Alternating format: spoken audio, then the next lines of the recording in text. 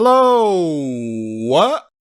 The Apocalypse Podcast is here. Today, we're doing Magic the Gathering, everyone's favorite card game discussion. I am one co-host, Kyle, and with me is my brother, Taylor. Say hi. Hi, it's me. And then we have a magic guy with us today. This is a very cool intro. I like what I'm doing. It's like stilted and uncomfortable. Yeah, do you? And so, Daniel is with us, not Carver, because Carver is a poopy head and probably poopy hands because he's got a little baby to change the diapers of. Jesus Daniel! Oh my god, dude. You have never been more. This is the worst introduction right now. you've ever done. Dude, yeah, well, because I'm like excited and want to be high energy, but I had no idea what to do, so I just went like full fucking schizo mode. Yeah. Daniel, say hello officially. Hello, You're I'm introduced. Daniel. Nice to be here again. Yay. Yeah. All right, we're talking about Magic the Gathering, fuckle fartesy, spoilers. That's Final Fantasy for all you non-Final Fantasy heads out there. Yeah, that's how you say it in Japanese. Fuckle fartesy is. Fuckle fartesy. Oh, Jesus Christ. And we're going to talk about the mythic no, rares no. today. Uh-huh. It wasn't racist. That was just my honest to goodness, earnest imitation. Of I how they would believe say that was those earnest. words. No, that wasn't. No, my I think that concern. is the authentic pronunciation. Yeah. Yeah. So we're just talking about mythic rares today. There's 22 in this set. We've already discussed like 4 or 5 in our previous podcast. Today, we're just going to talk about however many we can get through without making it 5 hours. So we'll see how that goes. I guess we'll still save the Commander Final Fantasy stuff for Carver if he can ever show his goddamn fucking face again. Gonna Yeah. have to do like a 10-hour Carver super episode to catch we're up gonna with have to do a everything. makeup Carvey super episode. So yeah, today Final Fantasy Mythic Rares. Let's just dive right in. Since I'm talking, I'm gonna keep talking and read the first card. Y'all ready for this? Dude, fuck. Holy dude. Fully schizophrenic. Yeah, dude, right now. you're I feel so- absolutely insane. So excited. Did you have an All right. iced coffee before this? Is that what it is? I did. Yep. All coffee, empty Okay. stomach. Yeah. That I mean, explains it. it's the coffee that I drink every morning, but Yeah, but this is It's just- caffeinated Kyle. Yeah. I've really focused on it, and it's caffeinating me more so than normal. I can feel it juicing my veins. Card number 1 we're talking about today. Its name is Absolute Virtue. It is 6 colorless, 1 white, 1 blue, so it's 8 mana. It is an 8/8. It's a legendary creature, avatar, warrior. I hate reading out the type line, honestly. All these cards are legendary, and if they're not, who cares? It's not, whatever. It's an 8/8. It says, this spell can't be countered. It has flying. And it has, you have protection from each of your opponents, which means you can't be dealt damage, enchanted, or targeted by anything they control. Yeah. This card's crazy. Yeah. It's like, first of all, it's an 8/8 flyer, so it's gonna just absolutely murder your opponents if it gets to attack a couple times. It'll probably be very, very good for, what's the word? Enchantment heavy decks, like where you, not Tron per se, because maybe it is, I don't know. It'll be a good Tron general, because it can't be countered, which is usually one way to stop those types of generals. Can't be countered. It doesn't have any inherent protection on itself, but if you just put, any kind of hexproof or shroud on it, I mean, this thing will never be killed, and you can't be hurt by anybody. This card is wild. It's super cool. But it is 8 mana. It's in blue-white, so not a lot of ramp outside of mana rocks and stuff, but I can see this card being pretty crazy and quite expensive and a very, very good Tron general. Okay, I'll go next. Yeah, go for it, Taylor. Okay. So for me, What the I fuck? love this because of its novelty. I don't know, like power wise, it feels like kind of binary. Like if it's in play, you're winning. If it's not, like it dies to wraths, right? And I don't know. If it's indestructible. Is it which indestructible? likely will be. No, I said not if it is, but Okay, by the time you hit 8 mana and you're playing this, you've probably so this is put some equipment in play to prep it. This is how I feel about this card. I think in casual, I would like playing against people who have this in their deck, but playing against people who want to win would make this the most unfun possible thing. Make this I don't exist. I like permanently phase it out, and then I just sit there and watch counter all your spells and laugh as you eventually mill out. Like that's the type of thing I envision with this type of card, which bums me out because I think its ability is really cool. And that it is. That's all. I think it's cool. It's objectively powerful. I feel like if it gets any kind of help, it's so annoying. Like you stop being able to play because I don't know. It's tough. I think it's strong. I just don't love the types of play I envision with it. That's how I feel. Yeah. Yeah, I don't. Yeah, I like this card. I think he's really cool. I also like the art a lot. I'm guessing this is art from a scene in the Final Fantasy games, but I don't know how much play this guy will actually see. I guess we'll find out. But at first, when I read this, I misunderstood it and I thought it was he had protection, and then once I realized it's you have protection, it changes things a little bit. Yeah, he's still good, but I don't. I mean, yeah, I don't know how much better he is than some of the other blue-white bombs that we already have, so to speak. But yeah, I'm excited to see this in play. And you're right, Taylor, what you said about him just being kind of like a novel card. He's pretty unique. I don't know if I've seen another card that feels this way. Someone's got a crush. I do think, and like I know I sound kind of negative. I guess I was just trying to be the other side. I would love to. I think this thing's awesome. I think it's good. I just, I don't think you're ever casting it for 8 mana, right? What do you mean? You think you're going to cheat it? I don't know how if you like. I guess I'm trying to think. It just I see this as the ultimate commander. I mean, you putting this in the command zone is just sure, so okay. toxic. If we're talking commander, I'm positive you can break this. Yeah. I'm not. I forgot this is standard legal. Yeah, no, this card isn't getting played in standard. That's why I was like, I don't think what I was saying. That okay, yeah, that makes some sense. I'll say it. I got to remember that Kyle is a little baby commando boy. Yeah, I'm an EDH head. So, yeah, absolute virtue over here. Yeah, he is from Final Fantasy 11. So that means this is not an in-game screenshot. This is art for this. I know it's not a screenshot. I thought you should know that the video games aren't real. Oh, I see. Okay, yeah, they don't exist. Cool. This is the origin of the Final Fantasy universe is actually magic. All right. Do you have anything else, Daniel, besides your very good quips at me? Nope. On this guy? Okay, cool. Nope. All right. I will take this next one. So, all right, sounds good. So do you not have lore hour? Oh, I do. He's a world boss in Final Fantasy 11, and he was bugged, if I'm not mistaken, at the beginning to like you couldn't like kill him, like he couldn't be targeted for a while. Wait, hold on. The world boss in Final Fantasy 11 is 11 the MMO. Yeah, they have 2 MMOs. This was the first one on the PS2.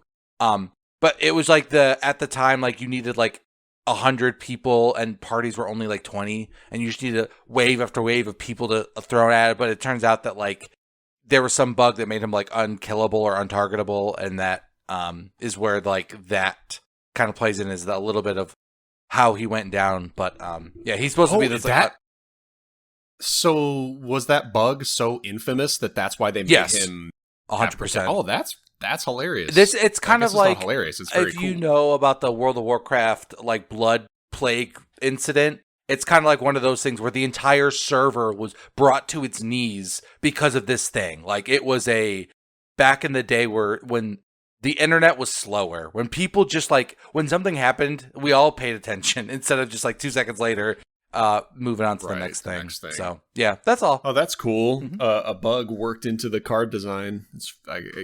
That's pretty cool. I guess honestly that is it's just like true name Nemesis times 3. That's all it is, which is truer named also Nemesis. Worth mentioning. This is a blue-white card, which means it's going to be in a control shell. So like even if somehow your opponent gets around all the equipment and auras you're going to have on this thing to give it immunity to everything, like, you're going to have counterspell backup too. And this card reminds me of Bruna as a Tron commander. She's like a 6 mana 5/5 flying vigilance. When she attacks, you can put a bunch of equipment on her and auras from your hand and then play. This guy will just be kind of slower, but more immediately powerful. I just see this thing being insanely toxic and powerful. And like, you play him, and if they don't kill him instantly somehow, like, you're probably just losing immediately. Yeah, that's what I was saying. Like, if you cast it, the game's over. All right, next. Yeah. All right. Fuck. Okay, I can do this. Okay. Irritor and Prywin. Okay, hold on. You don't know that this name? I knew the name in text. I've never heard a human being pronounce it. Because it is... Yeah, spell it for all the folks at home listening. So, good luck pronouncing this word. Aettir. So I'm thinking it's like the AE, I'm like E, like ether, right? E-tier. And Priwen. Prywin? So Ether and Prywin. That's what we're going with. Okay, it's a legendary artifact, 6 colorless mana. Equipped creature has base power and toughness XX, where X is your life total, equipped for 5. This is horrendous. 11 mana. Yeah. 11 mana. To make a creature a 40/40 in EDH, buddy, this card's actually hilariously good. I mean, this is a good, like, end game for all the infinite life combo decks that don't have any way to actually win besides making people quit. Yeah. Twoo. Yeah. So Damn, dude, this card's crazy. But like, it's a 6 mana artifact, do nothing. I know you, like, if you have the other pieces, it's great, sure. But like, so are most cards. Like, if you have your engine online when you play it, it's good. But like, what about this that you see that is like exciting? Because like, I just think this thing's so slow. It's not fast. I mean, it's not fast, but I mean, it turns, a little weenie into a, if you're playing Commander and you're in the mid 20s or 30s and the up life total, you can turn a little weenie into like a 25/25 or whatever, which, yeah, you just, that dies to removal or they chump block it, but it's still something. Yeah, I don't know. Yeah, I mean, it's just like I don't know, it's a very Timmy card. It reminds me a lot of Colossus Hammer, right? Where it, just gets a huge amount of numbers put onto it. You're usually not equipping it for the cost. Well, Colossus Hammer specifically, because it equips for 8. No, that card's different, because you play it for 1 mana, and then if you can cheat the equipment, it's +10/+10 for and I believe it has trample or something, too. No, it does. It loses flying. It's actually not super good. You need, like, other keywords on it. But yes, its hammer is just like a super Timmy card. This card effectively just says, equipped creature gets anywhere from 20/20 to 40/40 to 60/60. Like, it just gives such a huge number. It's like the little cactus card. You equip something with this and you likely are winning the game. It's just insane and fun. And I wish it cost 5 and equipped for 6. I think that'd be more fun to like build up turn 1 through 4. You play creatures, turn 5, you slam this, turn 6, you have to devote your whole turn to equipping something. Like, that would have been cooler, but 6 mana to play. If it's in a deck that's equipment focused, you probably are playing, something that there's so many cards to cheat equipment costs that I think the upfront cost is the most important. That's why Colossus Hammer ended up being so good, because playing it for 1 and then using, I forget the card name. It's 2 mana and it says your equip costs are 0 instead of whatever they are. So like, you play this for 1, you play that guy on turn 2 or 3, whatever his cost is, and then you just equip Colossus Hammer instantly for free for +10/+10. Like, that's what you're gonna do with this equipment. So, it doesn't give any keywords. I don't know. It's just like fun and simple, really powerful, but also could be, really weak if you put it on a token and they just chump block it, kill it, whatever. I don't think you're wrong. I just, for some reason, this doesn't even get excited, the Timmy part of my brain excited. It feels like Yeah. I don't know, like starter deck basic of it's just like, I don't turn anything into Sarah's Avenger? Avatar? I think Sarah's Avatar is the name of the card, where it's just your life totals, your power and toughness equal to your life total. Oh, yeah. It doesn't have any built-in synergy, like it doesn't have any like life link or like things that modify your health, and a lot of decks get ahead by spending life, and like, I don't know, by the time turn 6 is around, do you think you're gonna be at 20? And I know Commander. You're talking standard format. Yeah. Look, I'm talking the set it's printed in. Right. And even then with Commander, like, do you not take copious amount of self damage and chip damage, and I don't know, 3 additional people with just like bounce or chump blocks? Like, I think without any evasion with this, like, I just feel like it's even like, I think Giant Cactuar is more fun than this. Is like, I just don't think it's that. Yeah. It's kind of boring to me. Even as a component. Guy. Again, it's a lot like Absolute Virtue. I like the way you put it. It's fairly binary. Like, if this equips and sticks, you likely win. If it doesn't, then it's going to be just a total nothingness. And like if they have a bounce spell, if they can kill the thing you're equipping to, if they have chump blockers and you don't have trample, there's so many ways to stuff this thing, despite it giving obscene amounts of power toughness to stuff. Yeah, and being 6 cost is really prohibitive. That does make it a lot worse. So yeah, I don't know. It's just like fun to see big number potential, but I get that it's probably not very good. Well, Daniel, you got anything to add? Any I don't. Yeah, I think it's funny because I feel like it's such a simple card, but it like in a good way, but not in a way that like excites me. I don't know. It makes me think of something that would have been printed like in the early 2000s. That's kind of the vibes I'm getting. It's like, it just doesn't excite me. It just seems kind of obvious. And like, I don't know. I'm not vibing. Yeah, no. But yeah, no, I don't dislike it. But yeah, I just don't think it is competitive for the mana cost. So, anyway, we're moving on, boys. Yeah, I got nothing else. The pinnacle of perfection, forged from blood, sweat, and tears. He's actually Australian. So do it again. So that was Geralt Blackthorn. Okay, you're not even gonna let me finish the fucking quote. All right, Daniel, read the next card. The weapons. This is just the tanks, sword and shield in Final Fantasy XIV. There is no lore, except that those particular weapons are strong. Okay, and that no one knows how to pronounce them. So I didn't let you finish, Kyle. Do you want to do it and finish this time? No, be quiet. Next. Be quiet and start talking. Okay. Yes, shut the hell up and start talking now. All right. The next one is Ancient Adamantoise. It's an 8 mana creature. It's a 5 colorless or 5 generic mana, 3 green mana. He's an 8/20 with Vigilance and Ward 3. He says damage isn't removed from this creature during cleanup steps.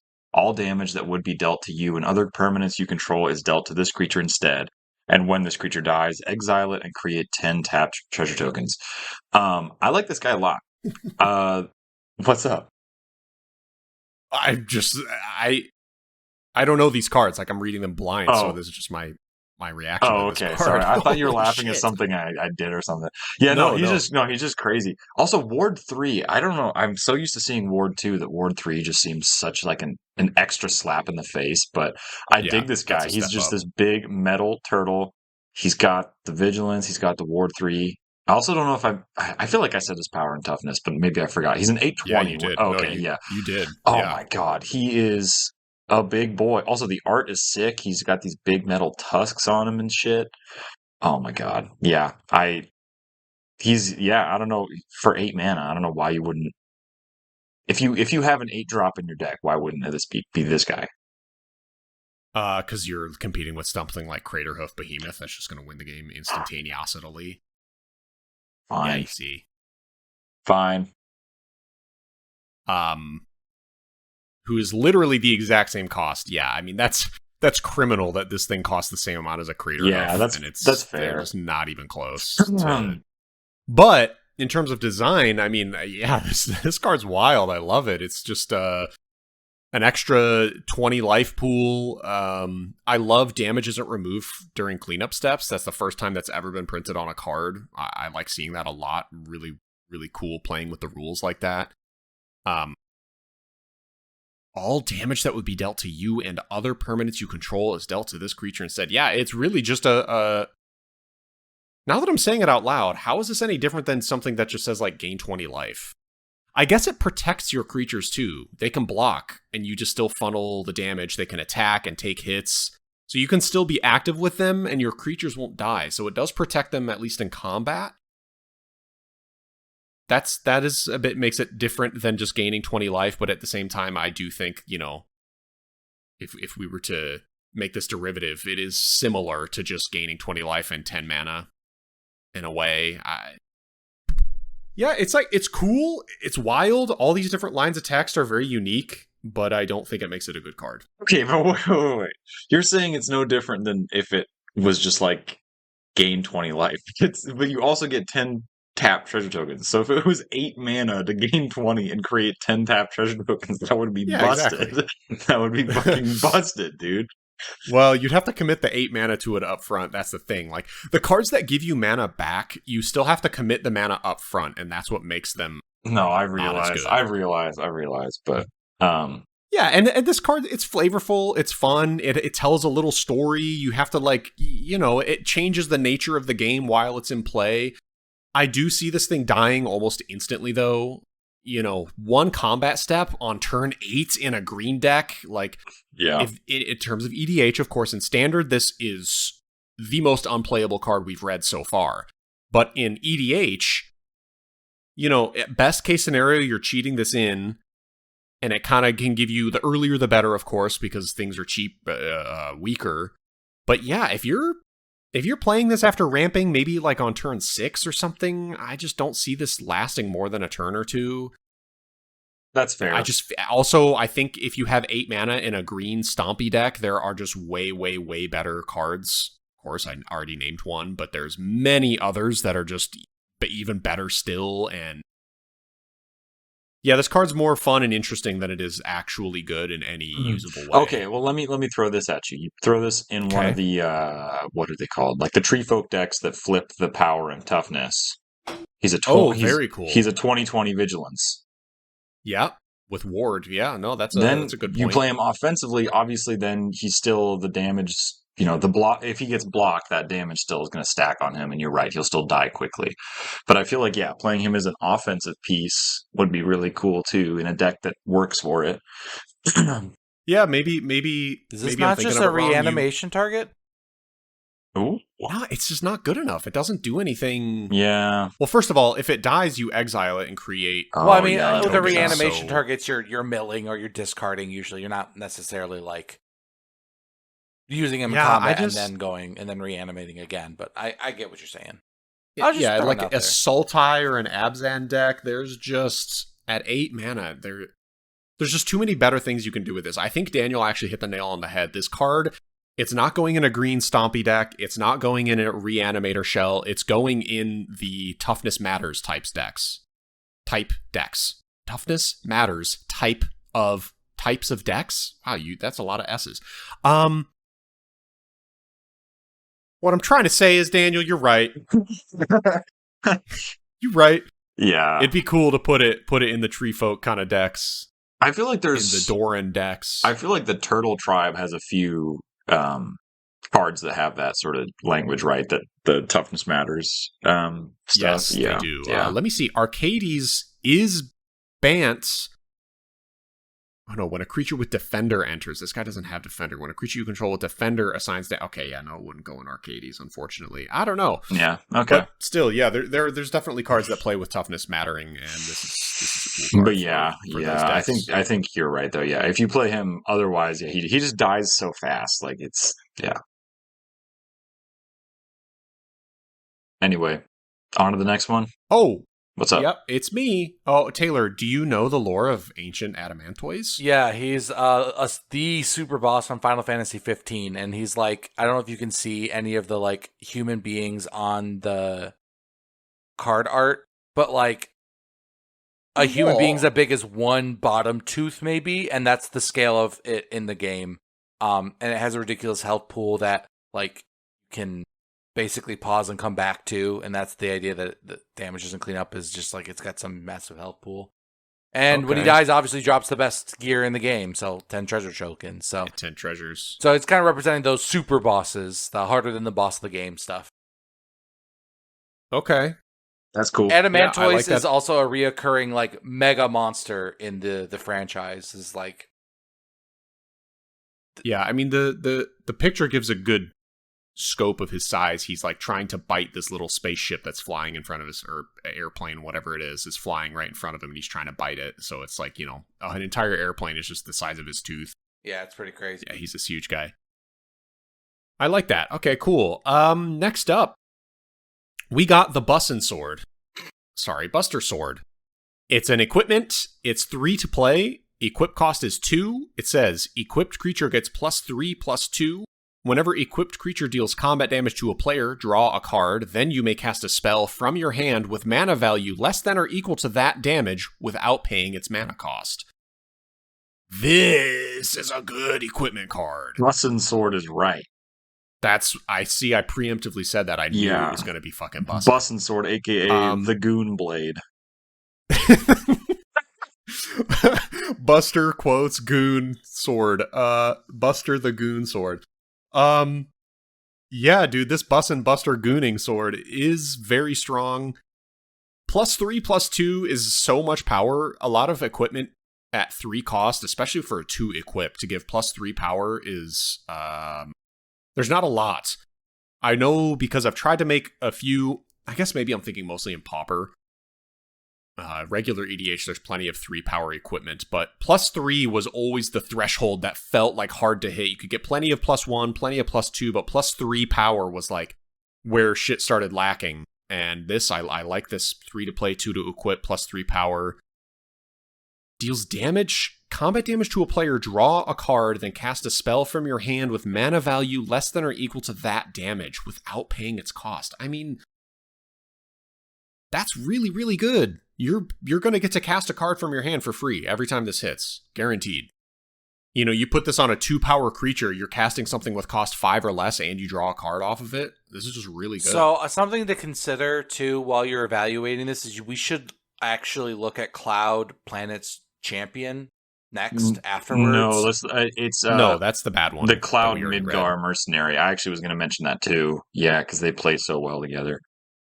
Oh, you're right. I had them backwards. I just saw that the Yeah. Planet's Champion makes the equipment 0 and double strike. Also, yeah, So that's why I was like, look, I know So it's they bad, both but work like really good, actually. Okay. all of the clouds work really well with this specific Buster Sword. I Oh, think. they do. So they both Okay. essentially end up with the same ability because it triggers twice. Yeah, essentially. So Cloud Planet's Champion is the 5-cost Boros commander that was kind of bad during your turn. If he's equipped, he has double strike and indestructible. So like, he's cool with Buster Sword. You hit them for 7 2 times, which lets you draw 2 cards and cast 2 from your hand, because it'll trigger the when equipped creature deals combat damage for each combat damage, and if it has double strike, obviously it hits twice.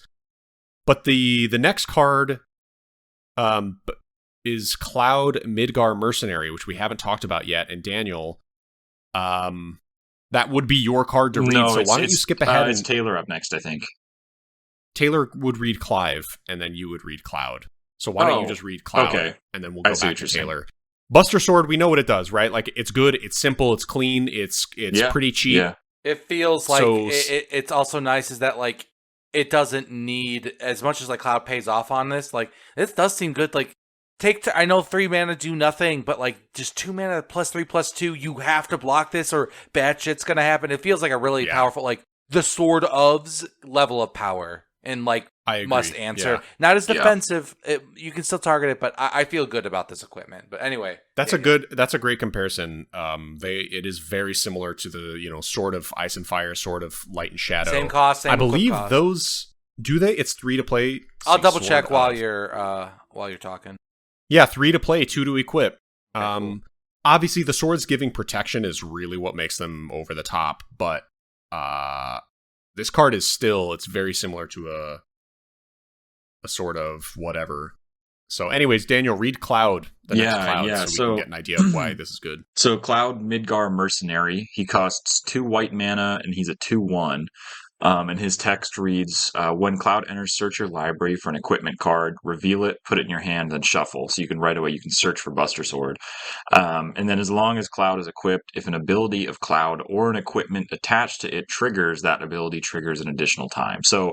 Um, so yeah, the Buster Sword equipment trigger will trigger twice, and you'll get to draw twice and cast twice without paying mana costs if you have Yeah. cards to play anyway for it. So yeah, I mean, obviously the difference being with him being only a 2/1, then the threshold for what you can cast for free is obviously lower than with Cloud Planet's Champion. But yeah, it plays so well together. I like that they did that design. I know Cloud is like the Buster Sword is like his thing, so that's cool that they paired them You want well to together. hear something interesting lore-wise about this to connect it all Yes. together? He's the third owner of this sword. Oh, really? Yeah, there's a guy that doesn't have a card who handed it down to a character named Zach Fair from this set. It's a 1-mana 2/1. When he dies, he puts all of his counters on something else. He hands this sword down to Cloud, who then has it. So it's a third generation. So that's also, I'm guessing, the reason why he passes on the counters is that's like a Yes. flavor. I see. In fact, Cloud doesn't know this, but he basically, this whole, like, he's a cool mercenary, he copied from Zach. This dude was like a grunt that nobody gave a shit about, but like weird experiments fucked with him, and he basically like stole the personality of someone he knew that he looked up to. But he didn't realize that. And so like he started to have like feelings for the woman the dude was in a relationship with, and he didn't know why. And yeah, he has like two people's memories at once. Whoa. Anywho, Wow. that's Why Cloud. does Buster Sword let you play stuff for free? It is the worst weapon in the game. It is the starter weapon. There is no reason. The so Buster they just Sword, made it good. yes, that is more of like, because it's so iconic, and it's just like we need a powerful equipment that can trigger more than once and be beneficial. That's my guess. They designed that first and just be like, what's a cool effect? Make that the Buster Sword. Interesting. It is a little clunky with Cloud himself. Like, you go turn 2 Cloud, you get Buster Sword, but then you don't get to play it with Cloud or anything. So it just goes to your hand. So turn 2 Cloud, turn 3 you have to play Buster Sword, then turn 4 you're equipping him and attacking, and by then he's a 5/3, but he has no keywords. So like, it'd be cool if he got to hit with the Buster Sword equipped and do his thing twice, but it's unlikely you're going to get through on turn 4 with a 5/3. You're probably going to need something else to happen. I don't think the Cloud, it seems like that's the right game plan for him, because like you said, it's just so awkward. Like, when is it ever going to work the way it sounds? Yeah. There's got to be a better sequence. ETB, Search for an Equipment, has historically been extremely strong. I mean, that's what Stoneforge Mystic does, and that's why she's so good. And there are a lot of good, if I'm not mistaken, like there's a shit ton of equipment that are creatures in this set. I say that as in they come with like living weapon.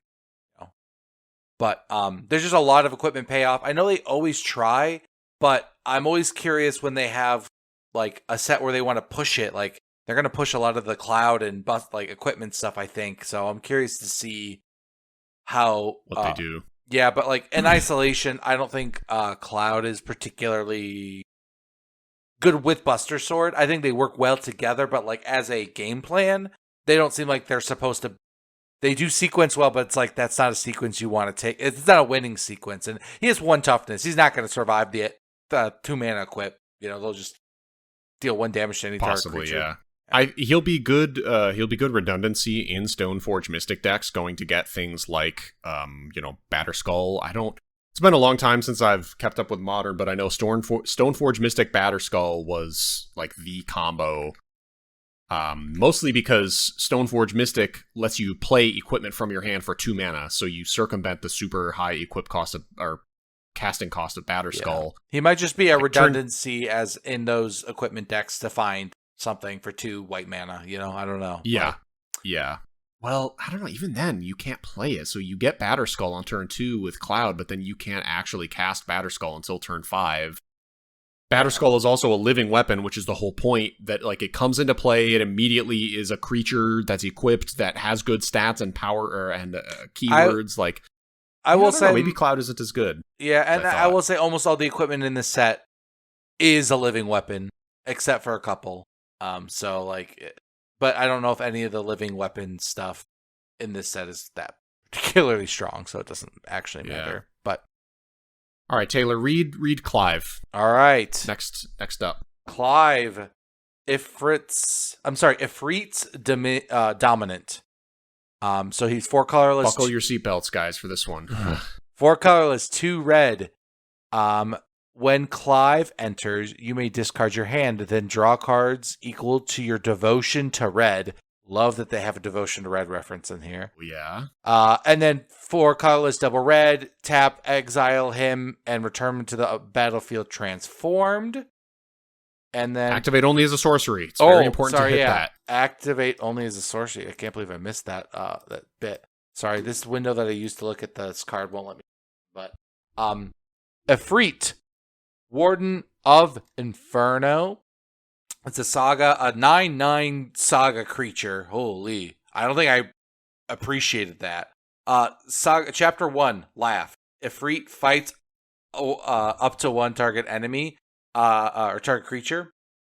And then Saga Chapters 2 and 3 add 4 red mana to your mana pool. If Ifrit has 3 or more lore counters on him, you transform him, exile him, transform him back as Clive. Wow. This is fucking sweet. This thing seems like... I love big red cards. Things that like, we want to give you lots of mana and these big numbers because red is all... I'm a spell slinger. No, dude. Fuck you. This is the shit I'm into. Give me lots of red mana to dump into fucking Fireball X you for 7. I don't know. And then him being a 9/9 that kills a creature when he flips. It is a very expensive kill spell, basically, right? That it's basically 6 mana, flip, fight, kill a creature. But I don't know, 2 turns of 4 red mana each. Like, I don't know. That seems like really cool. I know it's so slow, but man, it's cool. I think the draw cards equal to the devotion is like one of the strongest abilities on this card. Oh yeah, I glossed over that is obviously best part of him. Yeah, that's insane. I mean, and sometimes that's you're gonna like whiff on that and only get if you have nothing else out but Clive, it's not gonna feel that great. But if your hand's already empty, like you're just drawing 2 cards. Yeah, so in a mono red deck. Again, EDH brains, but if you're playing this as your general in a mono red deck by turn 6, you are for sure close to emptying your hand. Yep. So worst case scenario, this is probably like discard 1 or 2, draw 1 or 2, or draw 2. But most of the time, you're going to have played enchantments, you're going to have played creatures. This is going to be like 6 mana, discard a couple cards, and then draw 5. Like draw 6. Yeah. It's going to be really strong. Something to note... This guy is stupidly fucking slow because the thing is he doesn't just transform, you exile him, which means okay, let's like break it down here. You play Clive on turn 6, you do his effect, right? Maybe you draw a bunch of cards, cool.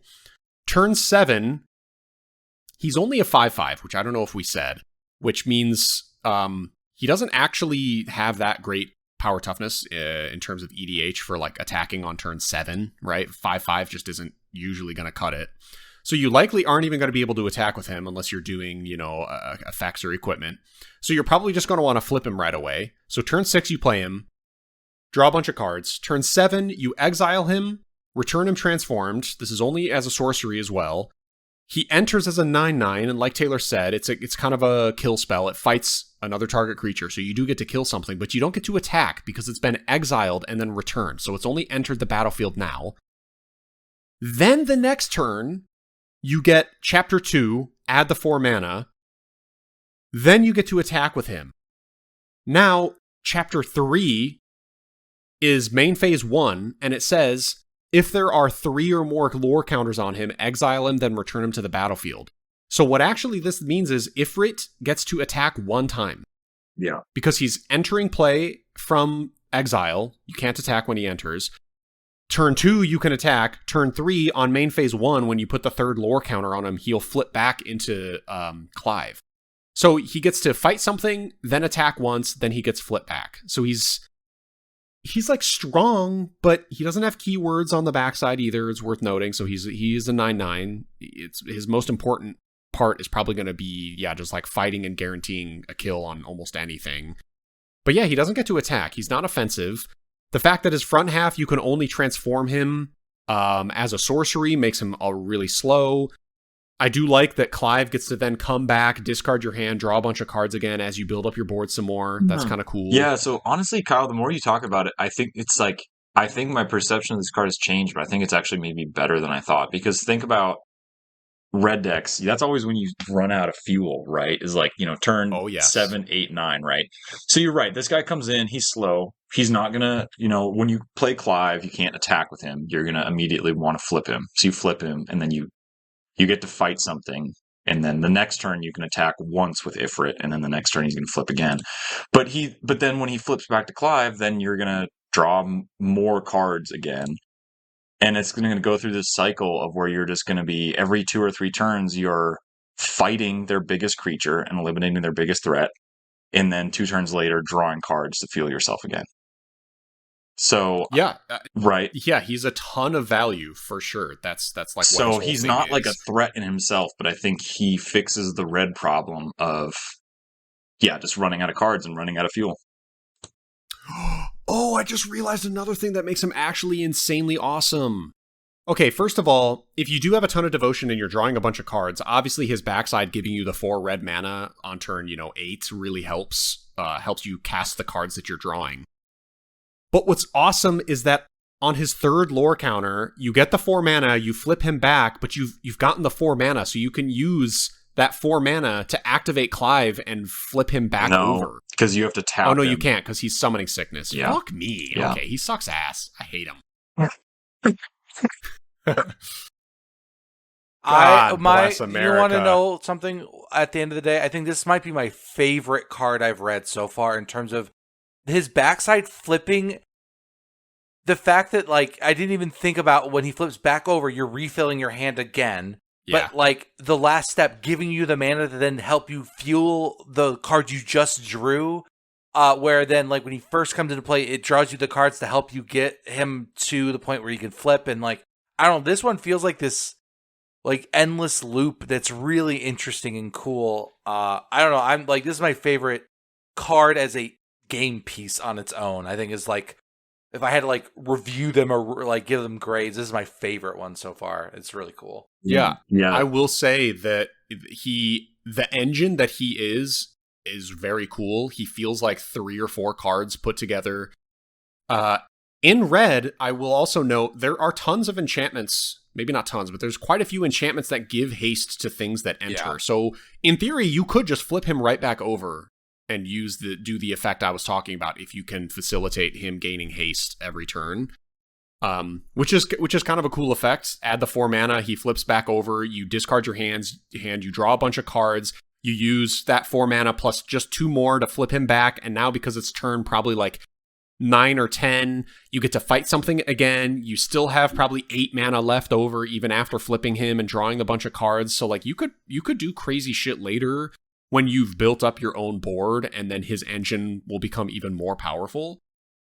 I do really like that. I'm just worried that being a 6-drop in mono red is kind of fragile. He has no protection inherently. And I will say though, he doesn't die to much red removal. He's like, he's a big enough body where, like, he's not going to incidentally get killed. So that, like, yeah, I do agree that, he's certainly not a clear cut best card, but he's so cool. Yeah, I like this. I love legendary enchantment creature saga demons. All right, I'll do my lore minute on this too. A Freet only hitting once and doing 9 damage is very lore accurate. He is the slow giant ultra punch dudes, and in Final Fantasy 16, all of the like main characters are can transform back and forth between themselves and a summon. So any of the cards that you see have that they transform into a saga, they're from Final Fantasy 16 and are one of the main characters. But yeah, this guy gets a free main dude, one of the best voice actors in video games right now, Ben Starr, holy shit. But yeah, that's it. I think we skipped quite a few cards now because we read Yeah. Cloud. Yeah. So, The next one I'm reading is well, let's mention it's Dark blue. Confidant, and then I think the next one Yes. for you is Go-Go, Kyle. that is correct. Yeah. Yeah. Mentioning Dark Confidant, he's being reprinted in this set, which is kind of surprising. I don't think he's been a standard legal card for a long time. Is he playable in Pioneer? Wait. Is this like a reprint that puts him in a new legality? Like, you know what I mean? The thing is, I don't know what the legality of Jumpstart is because he was in Jumpstart. So, oh no, this is the newest Jumpstart, Foundations Jumpstart that hasn't come out yet, right? No, that's out. That's already out. Oh my god, I can't keep track of all this shit. So, what does Foundations mean? Foundations. What's the Foundations Jumpstart? That's standard legal stuff. No, I was not saying it's standard legal, just that it came out. It's that is most likely modern, or if it's not modern, it's legacy only. Those are like your three. He's already in options. modern. So he's that banned in modern. I don't know. no, he's not banned. He's not banned in any format he's in. But I just want to. I don't know what Jumpstart means. I'm realizing It's kind of like a Commander product. Think of it the same legality as the Commander product. It says legal in standard, but is that only because he was just printed in Final Fantasy, or Probably. because Foundations puts him in? I'll Google this while we move on. Okay, yeah. Anyway, so Dark Confidant has been reprinted, and now he is officially standard legal. He's a 2-mana 2/1. At the beginning of your upkeep, reveal the top card of your library and put it into your hand. You lose life equal to its mana value.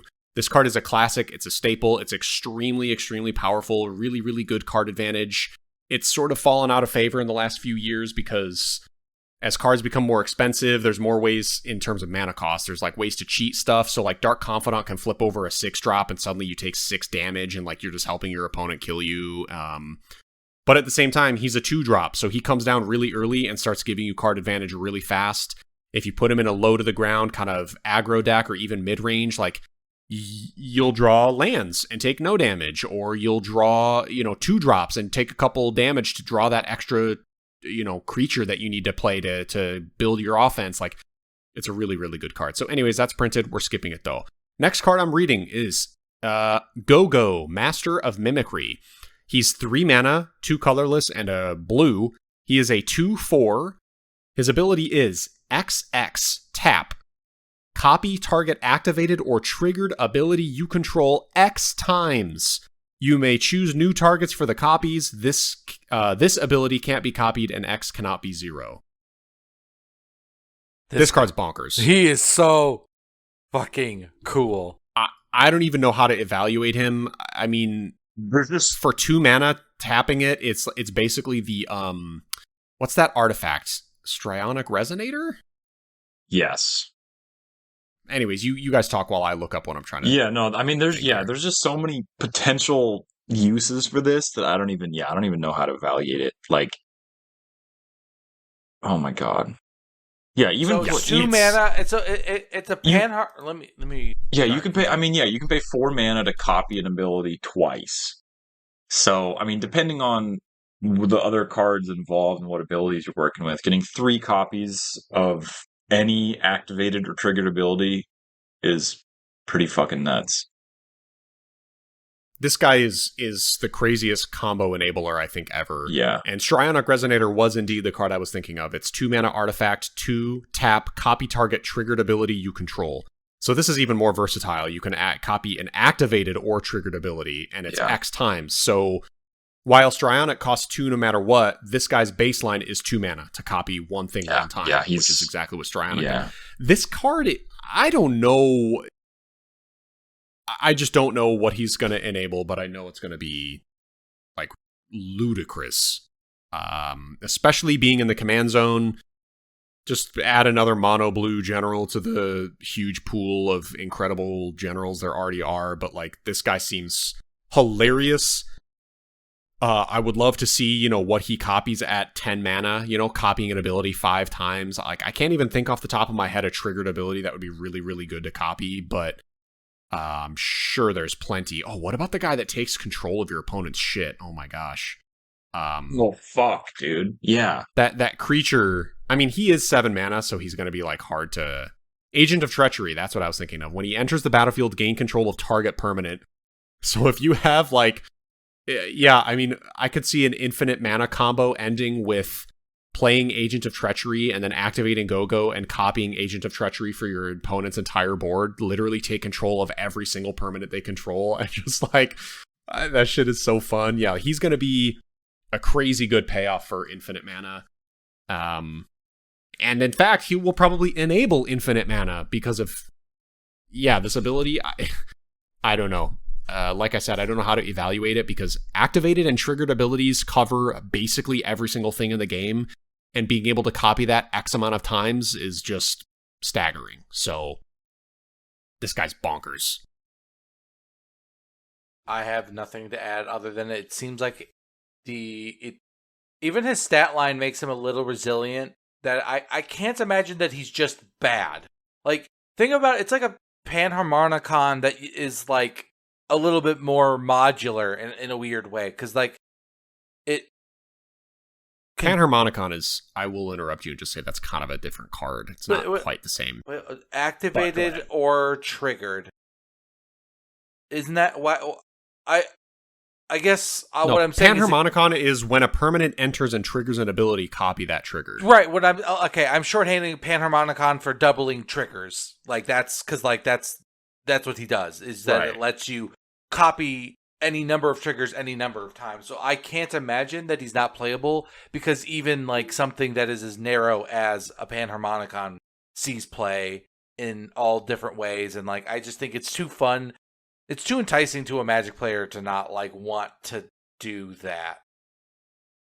What is the card's called? Doppelgang? No, what is this right now? It's like double green, double blue, like triple X, copy X permanents X times.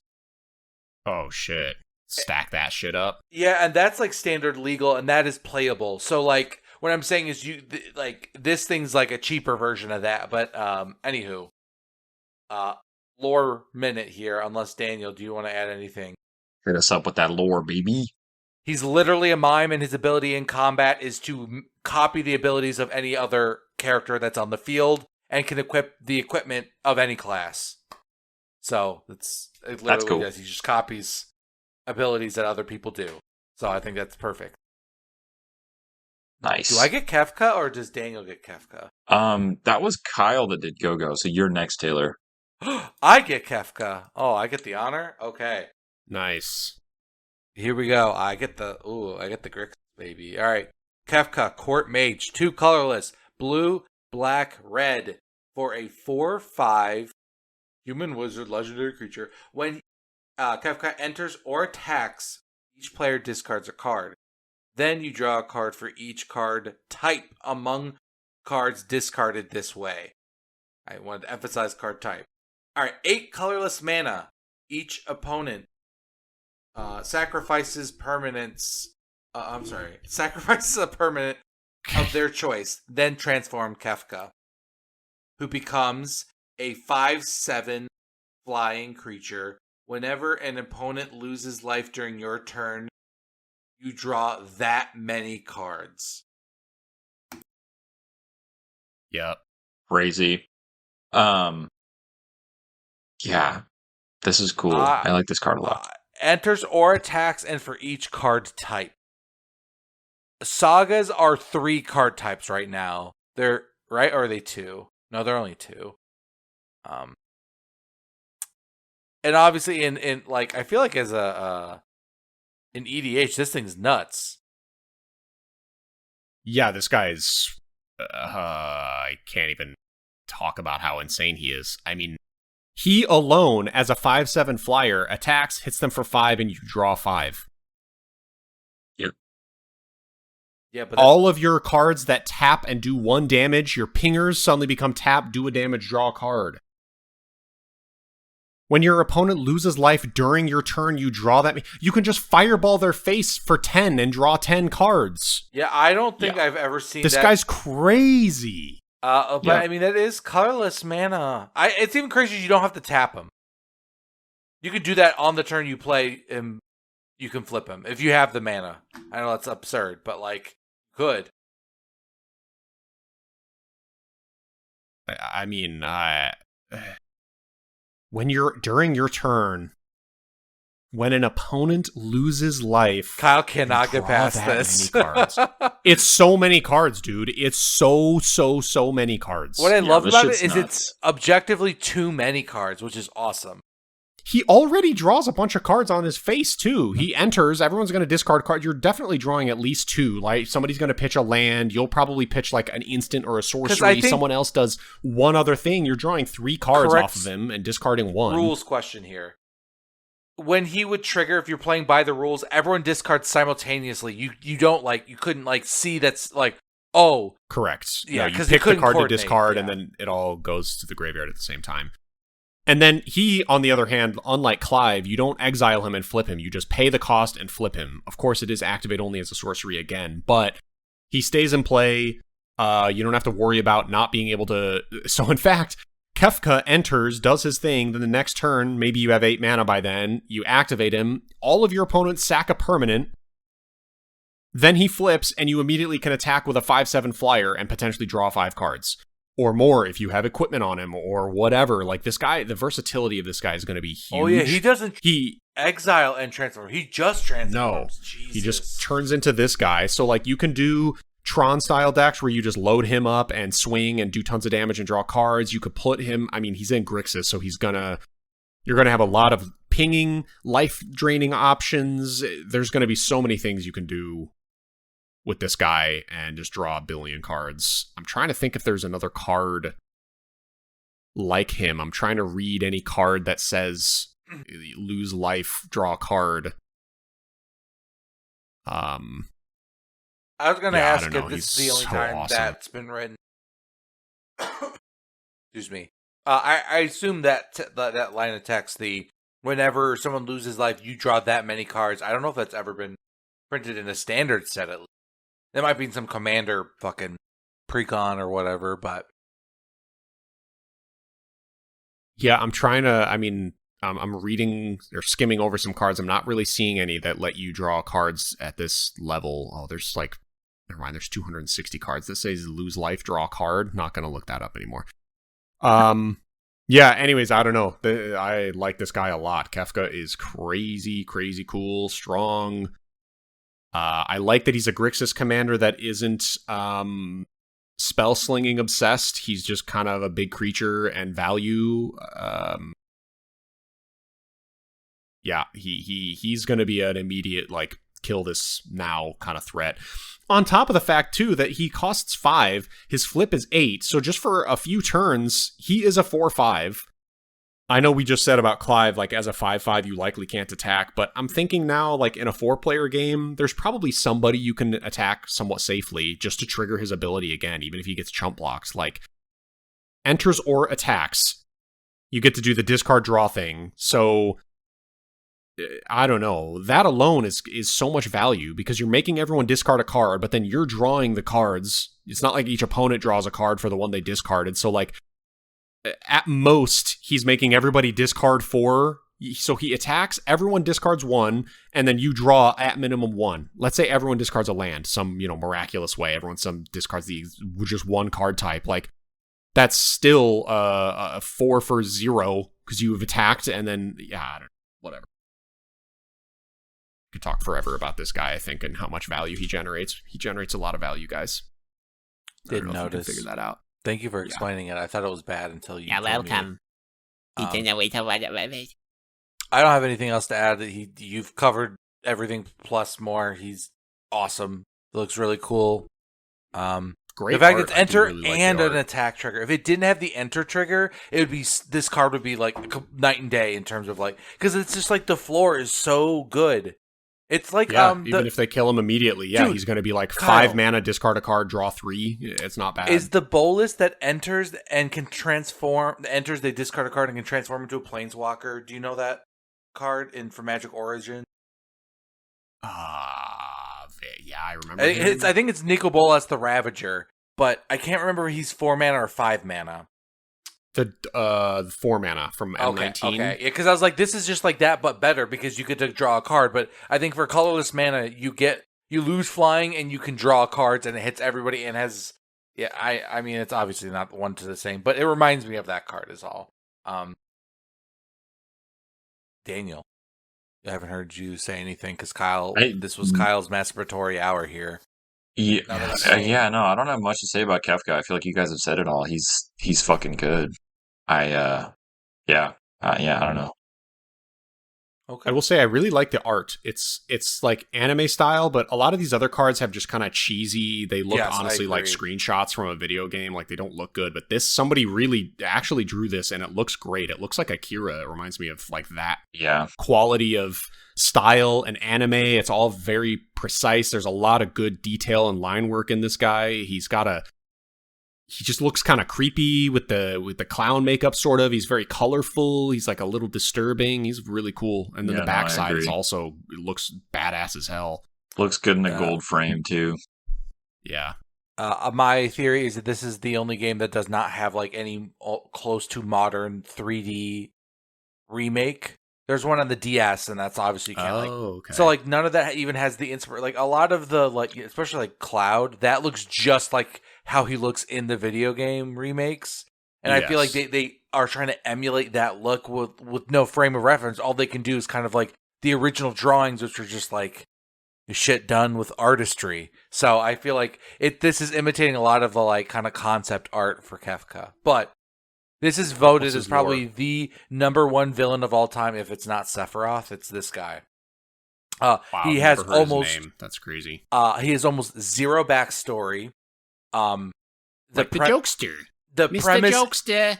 actually this is kind of like the Joker in a lot of ways. Of like the military did some really fucked up experiments on him when they tried to get people to be able to innately cast magic instead of like using alternative sources, and he kind of snapped, and he just decided that he wanted to be a court mage now, and he just decides that he's a clown. The whole everything's a joke, and then he eventually this is the big game where the villain wins. Like halfway through the game, you're fighting him, and he fucking destroys you, and then he rips the planet in half and kills like 80% of all humans, and he ascends to being a literal god. This is the final boss is him on the back end, but So he's basically the Whoa. Joker, Like- and then he becomes Thanos. yes, I suppose in some ways. But yeah, he's the like one of the few times where it's like the bad guy wins, and that story is very crazy because of it. And Kafka doesn't get like the deep diving into his history, and he's just like kind of done well of like less is more. Kafka's the only character on here I really wanted to highlight as fucking cool as shit. Kafka's awesome. Nice. Yeah, his card certainly represents that. It is wildly strong, really cool. Oh, 5/7 flyer. I love that stat line. Really hard to kill. Oh, and now Daniel gets to talk about the character who was a Louis Vuitton model for a while. Oh, What? The Lightning, the video game character. Yeah, you can look it up. Like they had like an AI fashion model or something, or It was just CGI, pre AI. It was just interesting. like posters and shit and then Lightning, this character model was the model wearing the the purses. Well, and that's the shades. stupid, and I hate the card. So, no, I'll read it. It is stupid. Yeah, no, it's cracked and busted and stupid. It's like Crusted. it's crusted, exactly. It's crusted and stacked. It's Lightning, Army of One. She has a cost of 3. It's 1 generic, 1 red, 1 white mana. It's a 3/2 with First Strike, Trample, and Lifelink. Stupid as fuck.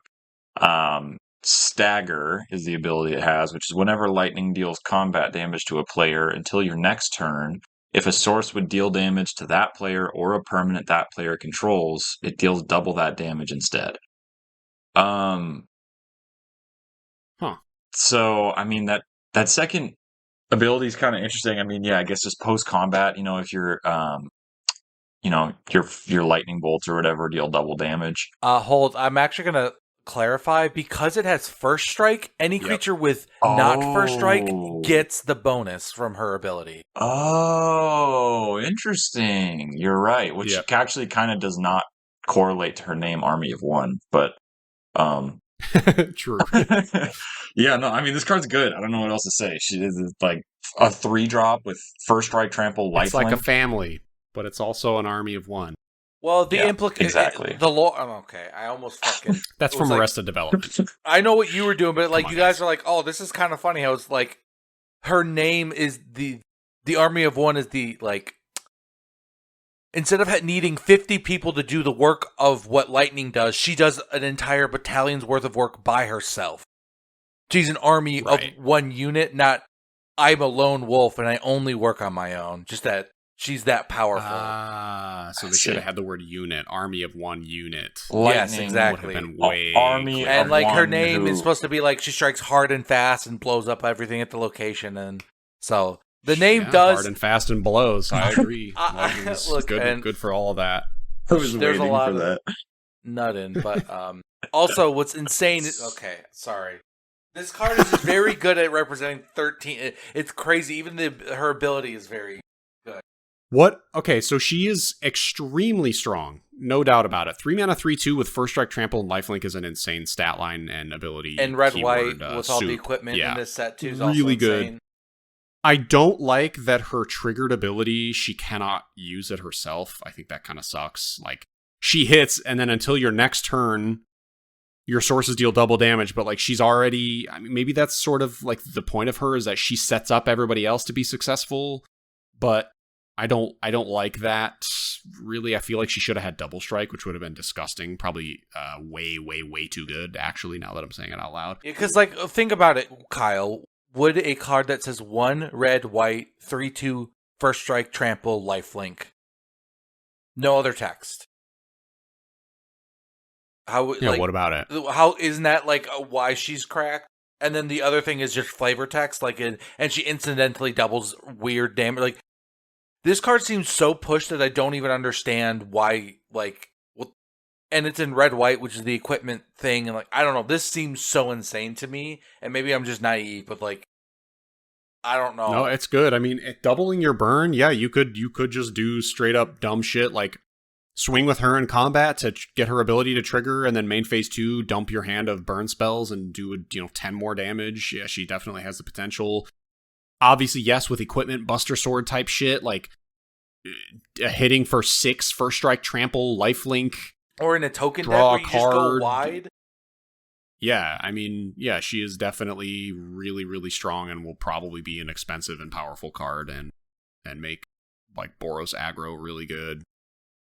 Yeah, and she makes dudes hard. Yeah, she makes dudes hard. Yeah, hard to beat because she has lifelink. Yep. Yeah. Yeah. Yep. Okay. No. Yeah. No, The reason this No. ability is called stagger is that in 13, that's the mechanic that you fill up their stagger bar, and then the enemy takes double damage, and that's when you unleash all your heavy hitting abilities. So Oh yeah. Okay. that's literally what Perfect. it does. Her flavor text is some of the best so far. Lightning. It flashes bright, then fades away. It can't protect. It only destroys. Definitely better than a lot of the other flavor text in the I set. was So like, look, really you're trying to cool. dunk on this one, but that one is totally fine. No, he said it was Oh, pretty decent. I said it was the best so far. Yeah. Oh, I thought Okay. you were mocking it. He was reading am. it in a funny voice, but yeah. Okay. It's fucking. What do you mean? It's terrible. no, Wait, it's how are not we- good flavor text, but I'm saying it's better than the other shit. And I'm guessing this is another thing that's just translated, probably. Yeah, this is just like a description. It's of just what- like yeah. stupid fragmented sentences It's that bland. like are describing lightning. Like what the fuck? Like that is dumb as hell. Whatever, dude. Whatever, dude. Next, going to it's me. I'm next. Yeah, Lightning Army of One, extremely powerful, very potent. Moving on. Yeah, you said, okay, I'm next. Seems and like then you went it's eerie. back. moving on and then went back. And then you to went the... backwards. Eerie silence. Okay, next card is Nibelheim Aflame. It's 4 mana, 2 colorless and double red. It's a sorcery. It says, choose target creature you control. It deals damage equal to its power to each other creature. If the spell was cast from a graveyard, discard your hand and draw 4 cards, and it has flashback for 8. 5 colorless and 7. 5 colorless and double red. So, I don't like this card. Sounds bad. I guess it's No, it's like that Chandra Ignition. What was that card? It was Chandra's Ignition. 5 mana, target creature you control deals damage equal to its power to each other creature and each opponent. See, that's why Chandra's Ignition is insane. It deals damage to an opponent. So, like, you pick a creature that has just a huge, 20 power. You nuke the entire board, nuke your opponent. This only does damage to each other creature. So you're likely killing all of your own stuff. You might kill your opponent's shit. Yeah. Actually, this card's probably really, really good in my what the fuck is that chick's name? Dina? Wow, I'm pissed I can't remember what she does. Or is. What's her name? It's not in the head. She would be What is good. in the head? This card would be good in this deck. I don't remember what that's my that deck guy. does though. Yeah, it basically like Legendary, I dude. play. Yeah, you guys talk about this card. Let me find out what the fuck. I mean, what I'm trying to So do. this It's- is just Red Sweeper that like is weird because you need a creature. So it's designed with Sephiroth in mind because context is this is his like villain snapped moment where he was a good guy and then he finds out that he's a clone of an alien and not a human being after all, and he kind of just like burns Nibelheim to the ground, which is what causes Cloud to lose his memory and all that stuff. The actual card itself, the fact that it's flashback mode draws you like resets your hand too, I think is this is a control sweeper, but in blue red, not in like white blue. That's just my take on it. I could see this being okay, but you need a creature, which is weird. It works, like I said, works with the Sephiroth. I don't get the creature part. Like I don't know. Not sure. The fact that creature does the damage might be relevant in some way, but I just lifelink. yeah, or like when this creature does X damage or kills things, that might trigger. Like there are definitely cases where that's really relevant. I just needing your creature to be big is interesting. I don't know what works. What I don't know. I'm bad at evaluating. Actually, it's actually pretty good with lightning. Because lightning will hit. She has lifelink. She causes all your damage to double. Then you play Nibelheim Aflame on her. The damage that Nibelheim Aflame will do is now doubled, and it's also going to be lifelink damage because the creature you target deals the damage, meaning lightning doing lifelink damage doubled to everything. So you'll gain 6 life per creature it hits. So like, it might be worth wiping your own board to gain 50 life because you'll hit all of your opponent's stuff, all of your own little dinky tokens that maybe you can just like recreate next turn because you have a tokeny deck that makes a ton of tokens, so like you don't mind losing them. I just don't think. Yeah, I mean, on lightning specifically, this card easily could gain you like 40 life. Yeah, for even sure. in standard. Standard. The card, my deck is Dihada, is why I was whatever. Dihada, what she does is her first ability, she's a planeswalker. It says +2, up to 1 target legendary creature gains vigilance, lifelink, and indestructible. So again, you put it in a deck like that where I make my one creature lifelinking and indestructible.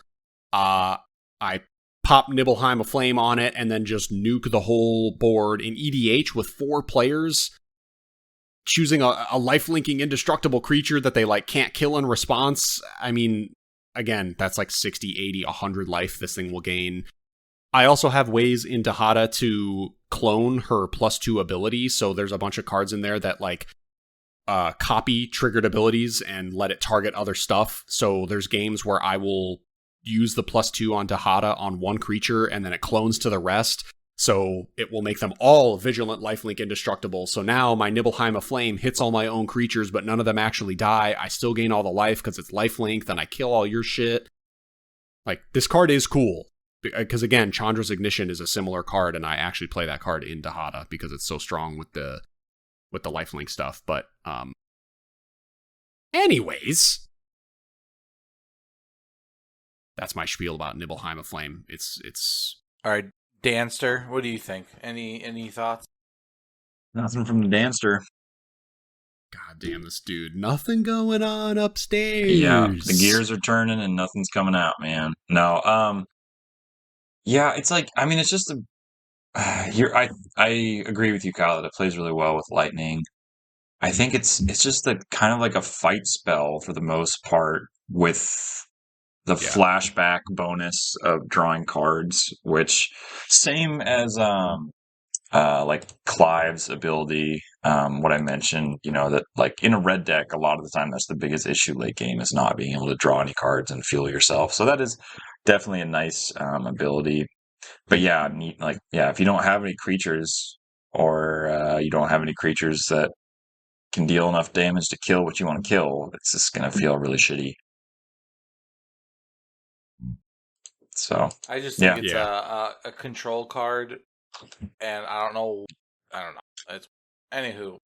It Fuck is weird. Nibelheim. I think it is surprisingly aggressive. I do think there's games where like you hit with lightning and then main phase 2 you just play Nibelheim to get the double damage, gain 1 billion life, and wipe the entire board. Like that is a really good game state. I know Boros, you don't want to kill your own creatures because that's the whole point, but like think of a world where they're building up a defense and you manage to get lightning damage through, trigger her ability, and then you follow up with Nibelheim. You literally wipe the entire board. You've gained at least 20 life, and you still have lightning left in play.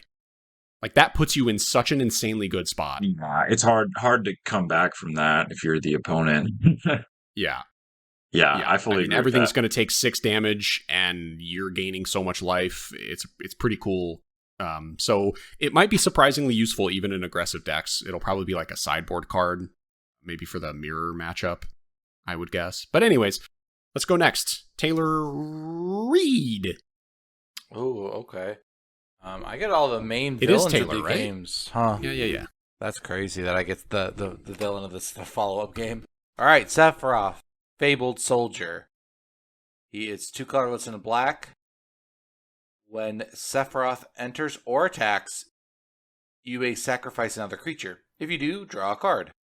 When another creature dies, a target opponent loses a life and you gain a life. This is the 4th time this happens. Transform him. It's the 4th time it's happened this turn. Transform him. Oh, sorry. I thought I said that. Whoops. Yes, 4th time this turn. Flip him. And then he becomes a 5/5 flying. The ability Supernova. As this creature transforms into Sephiroth, 1-ringed angel, you get an emblem with whenever a creature dies, target opponent loses life and you gain a life. When Sephiroth attacks, you may sacrifice any number of other creatures. Wow, that was hard for me to Dude, say. Taylor, what the fuck are you doing? If you do, draw that many cards. All right, look, my vision is ass. I'm trying my best with the small text, okay. dude. I'm trying my Sorry. best. There's a lot of words on this thing, and he does a lot of insane shit, and, like, I don't know. He seems nuts. I don't even know what to say other than, like, he's good, right? Like, this seems broken. You get an emblem that says you have a blood artist He's stupid in play? as fuck. Yeah, I just want to see a mono black EDH deck with him, the commander, just like a pure sacrifice deck. That's all I want. He is truly insane. Being a 3-drop on the front means he obviously comes down very quick, and like his engine is going to get going fast.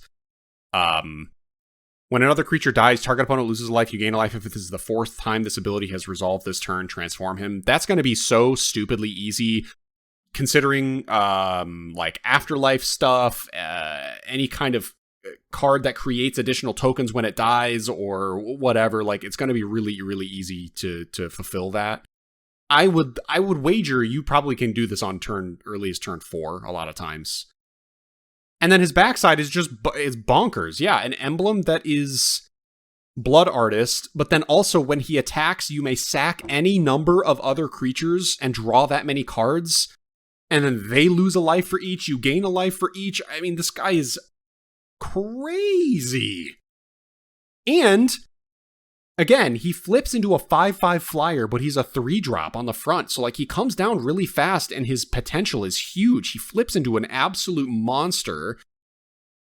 I don't know. This card is Yeah, I was almost really speechless. dumbfounded. Like I was There's a little so dumbfounded. Like the fact that these are all on one card and like it's like the front side is a good enough enabler on its own. Like it doesn't need the back side. The back side, it doesn't even need to transform. Why does it get an emblem on top of its other abilities? What the fuck is happening?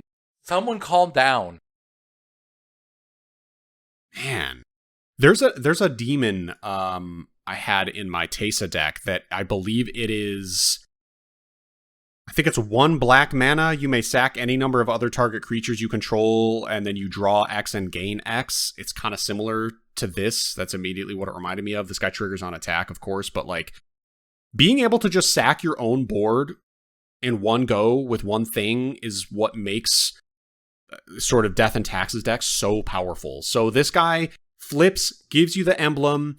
Also worth noting, he flips and doesn't get exiled. So that means if you play him and then the next turn you can sack 4 creatures, flip him, you get the emblem and can immediately attack and trigger his ability. So this guy could legitimately win the game like as early as turn 5. You'd probably need about 5 turns to get enough creatures in play for like the drain to be relevant. But I don't, even if you play Sephiroth on 3 and then on turn 4 you can flip him and attack and just sack a couple creatures, draw cards, drain life, gain life, like I don't know. This guy is wild. They really did Sephiroth good here. So you can compare the backsides of both Kefka and Sephiroth. Like those are the 2 Final Fantasy games that came out in a row's final bosses. I just think they're very similar, like design in terms of like angelic demons. I just thought it was funny to look at them side by side like that. Yeah, one is a avatar. Well, oh, never mind. I thought. Well, they're both avatars anyway. Angel Nightmare Avatar. That's a crazy type line for Sephiroth. Yeah. Wow. Yeah. As usual, like, Daniel hasn't stopped talking. Holy fuck. Yeah, I've been talking the whole time. You guys just didn't listen. No, yeah, no, I think this is definitely one of my favorite cards of the bunch that we've talked about so far. I think you guys have, I think, covered everything. Yeah, no, I don't know what else to say. He's just like one of the best at what he does, I think, right? Like, I don't know if there's many better mono black sacrifice engines like this. And yeah, as a 5/5 flyer on the flip side, like, oh my god. Yeah, no, he's filthy. Yeah. I kind of can't get over what he does. Because the other thing is, too, let's say you're in some situation where you can't get 4 things to die in a turn, which, again, when another creature dies, target opponent loses 1, you gain 1. It's not your creatures. So if you can kill a couple of your opponent's stuff and then sack a couple of your own, you can flip him. So, like, his versatility is crazy. He's going to be really, really easy to flip.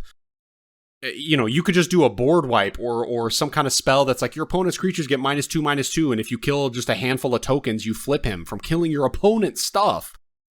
But let's say there's a crazy world where you can't manage to flip him. He still says when he enters or attacks, you may sack another creature to draw a card. So he's going to be attacking, you're going to be gaining value, you're going to be triggering your own sacrifice stuff from him sacking your creatures. I mean, this guy is nuts. Holy fuck. He's going to be so expensive I'll never be able to buy him to put him in a deck. But I would love to have him in my Tesa. Jesus fucking Christ. Or make him his own deck, actually. That would be fun. Yeah, I would love to see him as his own deck. God. Yeah, he's dumb as hell.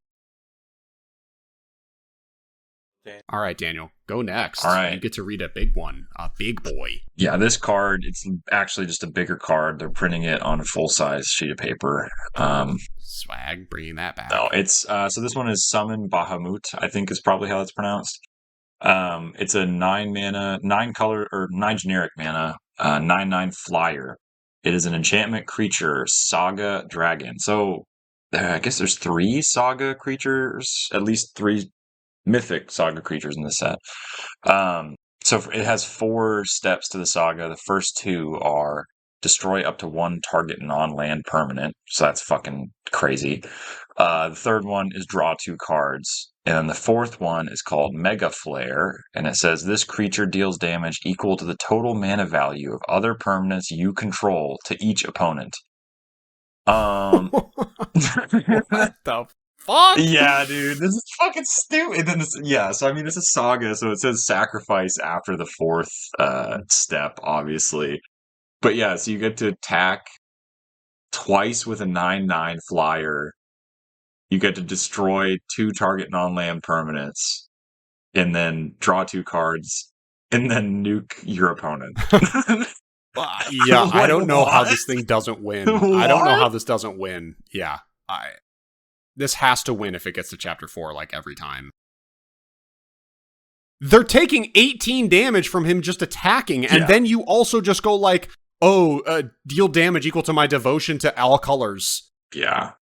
It's even better than that, because it counts generic mana too, so like... Yeah. Oh my god. Wow. So yeah, I mean, even if you only have this on the board, you're swinging for 9 in the air twice, and then you're burning for 9 on the third turn.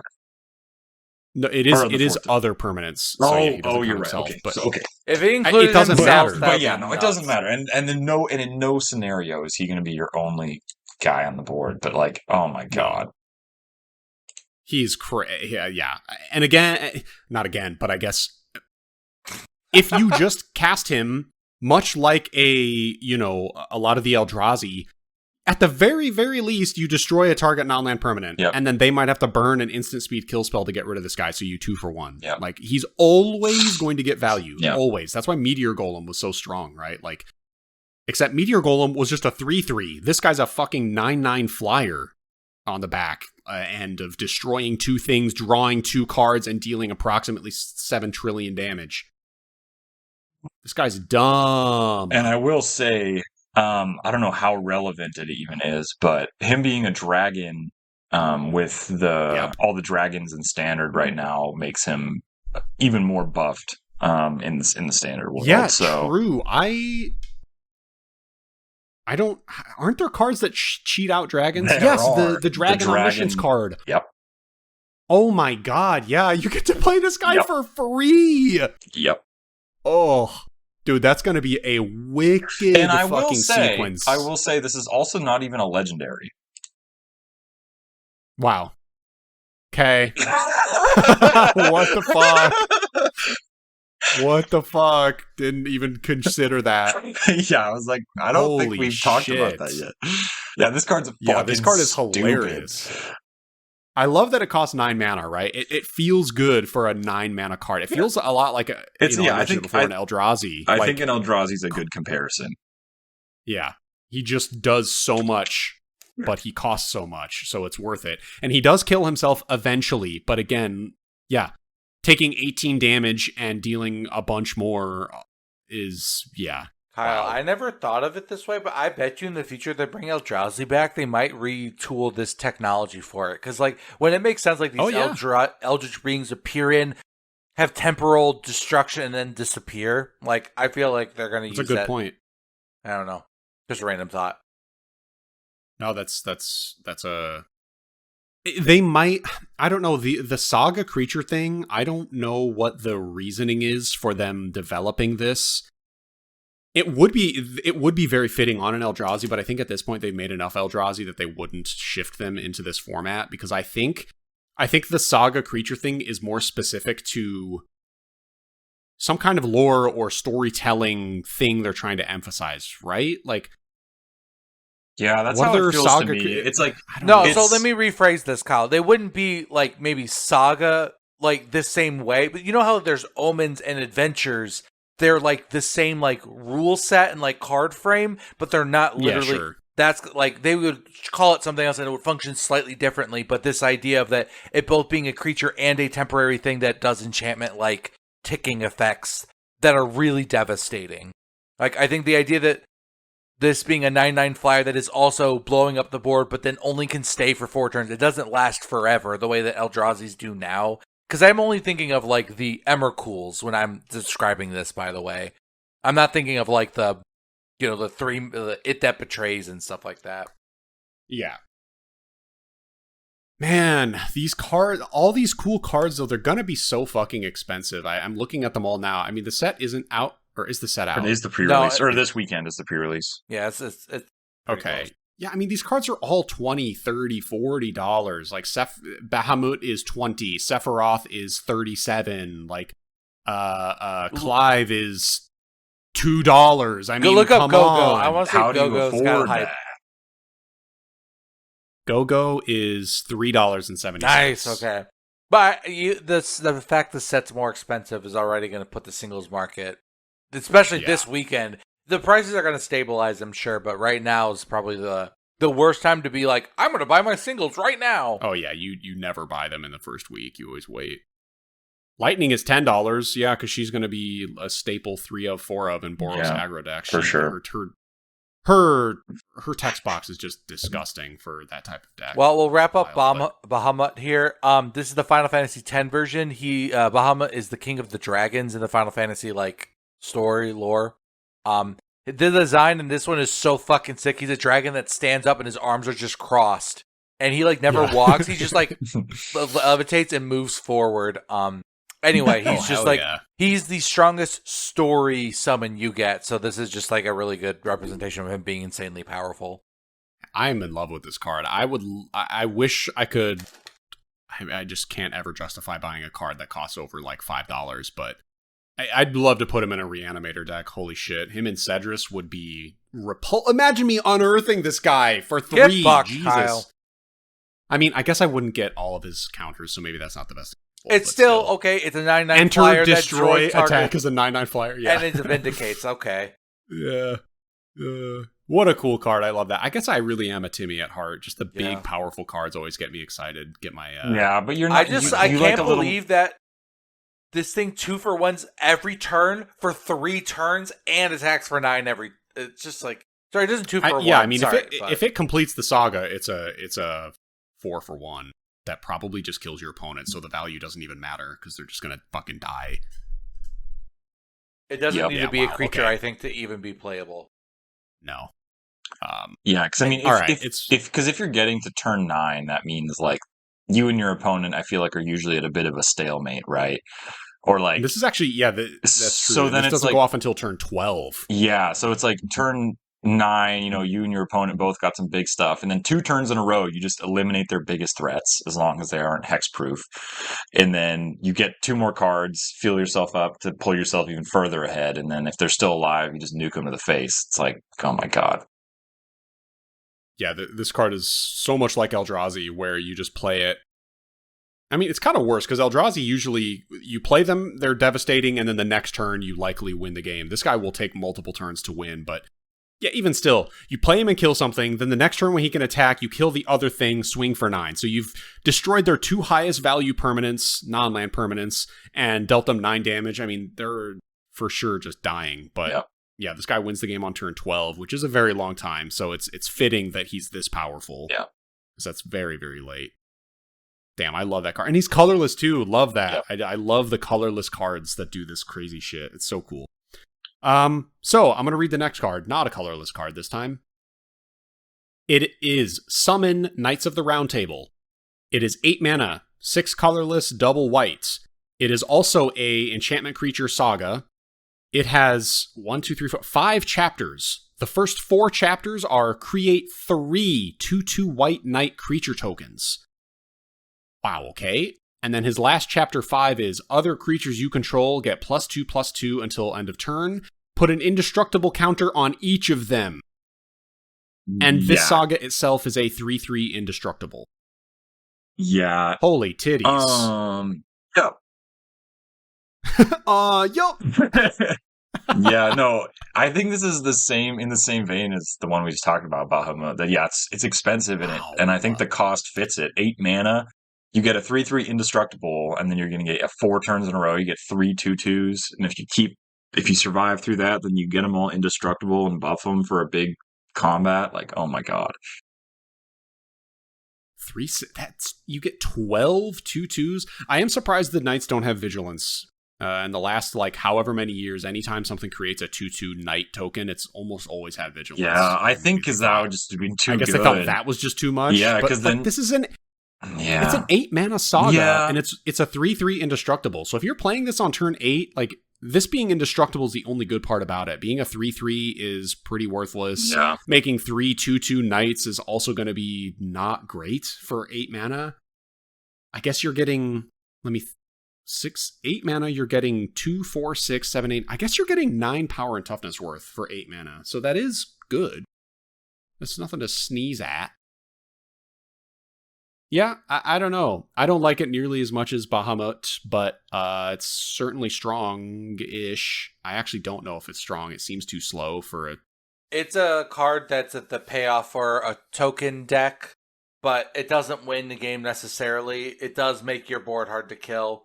I think this is like almost too niche, is the way I like. Yeah. It could be, it's a fun payoff, but I think it's just not as powerful as some individual other like 8 or 9 mana cards.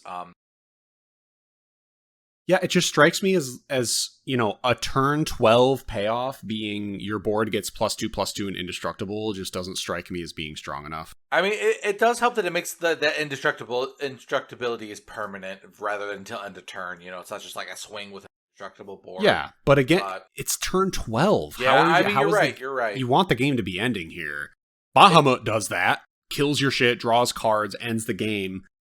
This, I guess it will, if they aren't board wiping you with the 5 turns you're giving them to respond to this stuff. But at the same time, the way you can think of it is, if for 4 turns in a row, you're getting a 6/6 worth of stats in play for like in addition to whatever else you're going. So your opponent's under a lot of pressure consistently that if they don't answer, then are even harder to get rid of.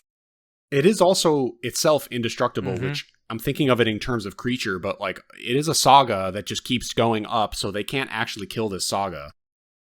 Yeah, I think indestructible. I think on reevaluation, I think there's more merit to it. It's not as overtly, clearly powerful, but I do think there are obvious, like I think weak spots that are just more clear here. But I think it is better than my initial pass at it. But I still don't think it's a Bahamut level. No, definitely not. I think it's for 8 mana, there's definitely better threats. Like I would compare this card negatively to History of Benalia, if you guys remember that from Oh my god, everyone remembers History of Benalia if they played it. Yeah, I mean, this one, it's a 3-mana saga. It's not a creature. It's just a 3-mana saga. The first 2 chapters are create a 2/2 white knight with vigilance, and then the third chapter is knights you control get +2/+1 until end of turn. So I would probably play History of Benalia over Knights of the Round Table in a given deck where it's relevant, because the other thing that makes History of Benalia better too is that they're easy to play one after each other and not just like a one-off. Yeah. Like playing this and then a following turn's like, no, you're not really gonna do that. 3 mana, and then next turn you have 1 left open for tricks, and then 2 open. Like you can play a splash in and weave them in way more consistently. And it fits the theme better, right? Like if you're playing a token go wide aggro deck, Knights of Round Table. Oh, it just says summon Knights of Round. I've been saying Round Table. That's what it's called in the game too. Is Knights of the Round. But yeah, if you're playing a token aggro deck, Knights of Round on turn 8 is pretty weak. You're going to be wanting to play some spell, like an ultimatum that gives all of your creatures 1,000,000 power and toughness. Again, a Crater Hoof kind of thing is what you're looking to do on turn 8 to end the game, not like start setting up again to win the game in 4 turns on turn 8. Yeah, like totally. I don't know. This card just strikes me as being off. No, I think you're right. I think you hit the nail on the head there. It's like he's setting up the end game, but he's on turn 8, which should be the end game for a token deck. So what I'm going to challenge both of you is that maybe challenge rejected. Let's go next. The no, I'm just kidding. way to look at it, instead of him being the step 5 being the payoff, but 1 through 4, it is making 3 knights per turn. Like, how do I word this in a way that's like, it's not going to win with its turn 5. The idea being, if your opponent can't stop 1 through 4, 5 makes it a guarantee you've won.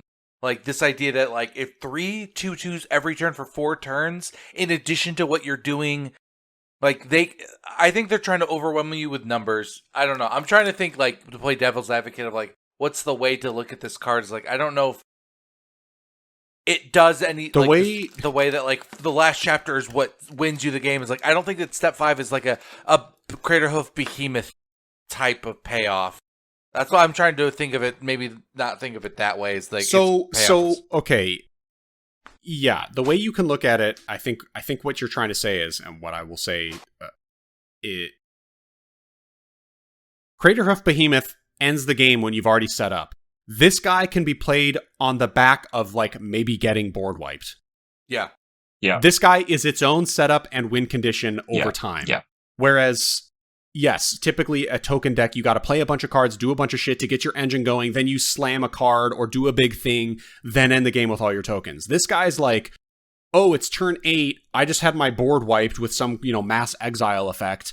Okay, now I play Knights of Round and I just reset up my entire, basically, game's worth of tokens and win conditions in one card that now you have to answer that's indestructible, that's going to be really hard to deal with. Maybe they can deal with the tokens a couple turns, but you're creating 3 of them, so they're going to need to mini board wipe you turn after turn after turn. So, the concise way to say it is this guy is its own win condition, whereas in the deck you might be playing him, you're doing a bunch of other shit to set up a different card to win the game. The way I see this is its floor is significantly higher, but its ceiling is also significantly lower. It's not very flashy, but I do think about it, 4 turns in a row, having 3 separate targets in a deck that's going to want to go wide. I don't know. I feel like 4 turns are a lot of time, and 6 damage, that's a lot of pressure in in EDH. I don't know why you wouldn't put this in the most, as part of the 99. It seems like an insane one-off. And then I think about decks that care about it. I don't know.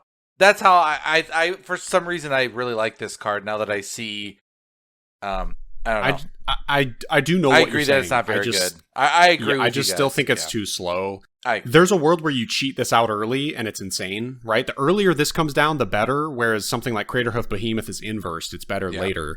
So you could look at it that way too. If you're playing this in an enchantment-themed deck and you have ways to cheat out enchantments quickly, then this thing becomes crazy, right? Imagine playing this on turn 4 or 5 or something somehow. I mean, that's wild. Yeah. Okay, But, sorry for circling this back around. I felt compelled. No. It's great discussion. The summon in Final Fantasy VII takes 71 seconds for their animation to play every time. It is the strongest summon in the game, and it's all 13 I thought knights. Bahamut was. No, that's in Final Fantasy X. This is Final Fantasy VII. Oh, sorry. Okay. And then this animation is all 13 Knights of the Round Table attacking once. So this card is a perfect kind of. So that's all. Nice, cool. Okay. All right. Oh boy, I got Terra. You're next. Ooh. Oh god, another 50. Oh my god, there's so many words on this fucking card. Good. Don't worry, I'm good. I've prepared. Okay, so we got Terra, Magical Adept, 1 colorless, red, green, 4/2. When Terra enters, mill 5 cards. Put up to 1 enchantment card milled this way into your hand. And then she has an ability, Trance, that's 4 colorless, a red and a green. Tap, exile her, then return her to the battlefield transformed under its owner's control only as a sorcery. And what she turns into is Esperterra. It is a 4-chapter saga. She's a 6/6 flyer. On chapters 1, 2, and 3, create a token that's a copy of target non-legendary enchantment you control. It gains haste, and if it's a saga, put up to 3 lore counters on it, then sacrifice it at the end of the next end step. Then her last one is 4. Add double white, double blue, double black, double red, double green, and exile her, return back face up. Oh my god. Fucking See, I figured it out. I love this so much as a commander and a build around deck. I love this, you bringing back a saga enchantment and choosing which chapter you want specifically on it is so cool. I've never seen anything like it. I think it's just mechanically it's just really cool. I don't know if it's any good. I just think it's cool. I think it's good. Wow.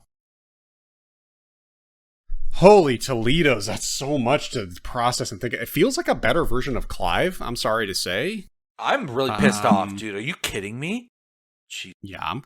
All right, I'm going to take a second. Calm down. Terra comes in on turn 3 versus Clive coming in on 6. She flips for the same cost at 6, but her front half might be better, milling 5 and putting an enchantment into your hand. I guess that's not super I think good she's just a compared to very different Clive's, card than Clive, honestly. I guess it's just the fact that they both transform for 6, and then both of their final sagas add a bunch of mana and then flip them back over. Yeah. Is why I'm thinking they're similar. But Cloning a Dude, non-legendary enchantment. you can clone Bahamut. Yeah, you could. You really could, It's as if you would fucking- need to, but that's hilarious that you Dude. could have like 4 of them staggered together. Uh, What's a more reasonable enchantment to copy? I don't even know. We haven't even. yeah, I haven't we looked at haven't many of read. the non-mythics, so I'm not totally sure. Let me glance really quick. Let me take a What- gander. What about just cards that already exist? You know, good. No, this is a Wooburg commander because it's got the Wooburg. You're right. Fuck, I didn't even think about that. Yeah, it is a Wooburg It commander. adds double Wooburg. It adds 10 fucking mana. Also, as I the was last wondering, chapter. is there a reason they have it broken, the double Wooburg broken up with commas like that, rather than just having it listed as a block? Does that like change something? Oh, that's a great question. What do you mean, I like wondered by that a as well. Like, does what it- is a block? How would it formatted? How would that look? Well, I feel like before I've There's just seen no it on cards commas. where there's It's no all commas. those. Yeah, just like white, blue, black, red, green, green. With this one, it has the commas interesting. and. So I'm wondering, is it like mana hits your pool at 5 different times? No. Okay. No, I because thought, the ability resolves and all of it happens at the same time. Right. you know what? Right, To okay. be I think it's honest, just it a might way just be to- for clarity's sake. like, Yeah, just no, to be you're yeah, clear. probably parsing the right. It's probably information. just easier to read. Okay, I was just curious if that was like a distinction. I don't think rules wise it's changed. Okay. Weird. Okay. My only real other beef with this card is it's so obviously a commander like this. How more hyper specific of a build around could you get? It like cares about enchantment creature sagas. Like if No, it targets enchantments. sorry, it's not the creature sagas, but It like gains haste. I I guess giving a saga an enchantment haste is not. There's no point unless it's a. So the idea is they saga. what I like I don't about that know. design is they're future proof, as in any enchantment will benefit. Doesn't matter if it's a saga, creature, enchantment, all 3, only 2. Yeah, You will yeah. get a. And I am a sucker for enchantments. Like anything that's like I care about enchantments or playing lots of enchantments, making your entire board just like really absurdly modified. So like this plays into what I love as a game player. I can't evaluate this for quality because all I want to say is this is the greatest thing I've ever seen in my life. Wow, Fair. that's quite a statement. Yeah, Black Lotus who? Okay. Yeah, I don't know. I think I don't like the cloning being so specific to enchantments. I'm not sure I like that. I know you like enchantments, but I've never cared for them too much. This card might be strong. It's hard to evaluate. It's definitely strong, I guess, for 6 mana. I'd say, You're putting this like- in an enchantment deck and cloning enchantments and sagas and getting free lore counters on them to pick the saga that you want. Definitely very, very strong. Yeah, there's cool shit you can do with this for sure. It's just, it feels so niche. That's the thing This is a Wooburg saga deck. what I hear from you is you identifying the card as strong, but because you don't care about enchantments, it's hard for you to get excited about like what do you do with that?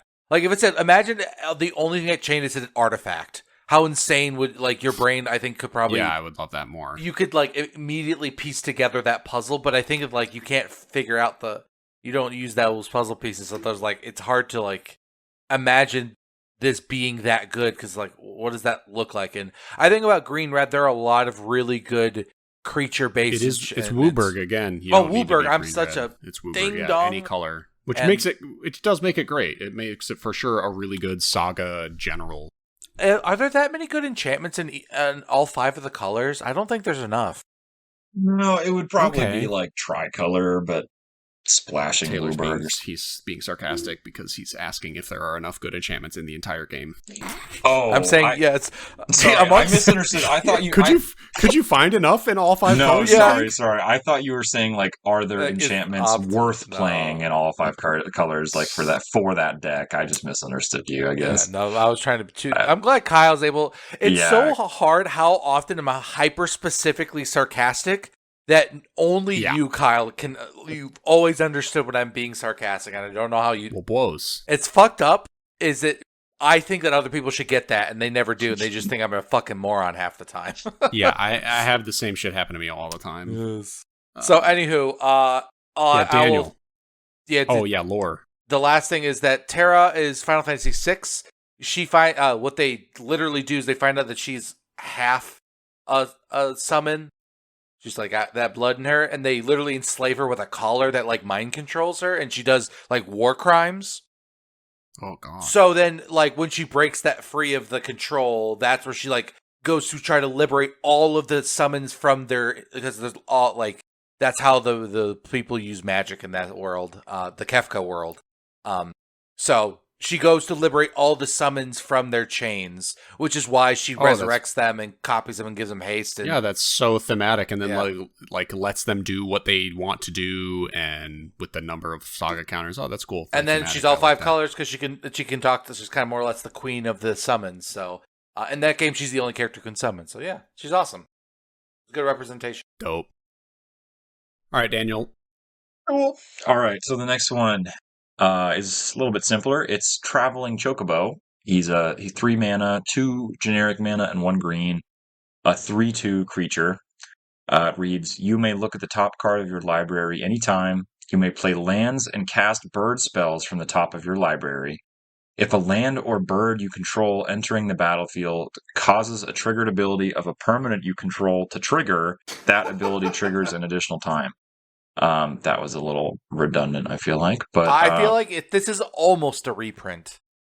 Yeah, it's just another one of these. Types of cards, but they're just. I feel like, anyway, yeah, I don't know what too much. I don't have too much to say about it. I feel like it kind of speaks for itself. The set has landfall, so it's obviously good. And birds, or early access indicate bird tribal is actually very good because it's the landfall tribe. Okay. So this card is very good as Okay. like early access. Early hard to say against the mono red aggro how that'll change, but this card with this stat line with that ability is nuts. This just being able to play lands on top of your deck and all landfall triggers twice. always good.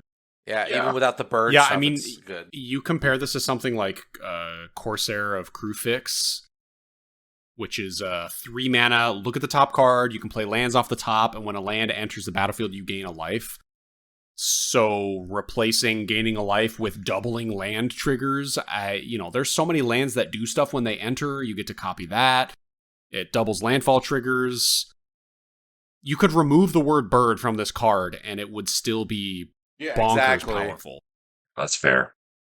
Yeah, this card is crazy. Extremely, extremely, extremely strong.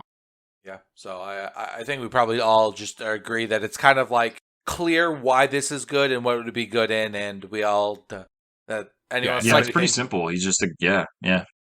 It's nice. Power creeping this effect is what this is. They're like, we'll just make another card that does this thing, and then also throw on the fucking double trigger thing, which they love to do in Magic. I now, will say, and I this card think is it's just over the top. funny that they're finally Bird Tribal now exists because of Final Fantasy. That's the set that got Bird Tribal to finally work. It's funny, but all right, Kyle, do you get to read this one? Oh, yeah, I do. Well, this is probably the best card in this set. I think the most expensive card in the set. Really? Do you think? Yeah, look it up. Oh, it is $45. Yeah, Holy read what it does. All right.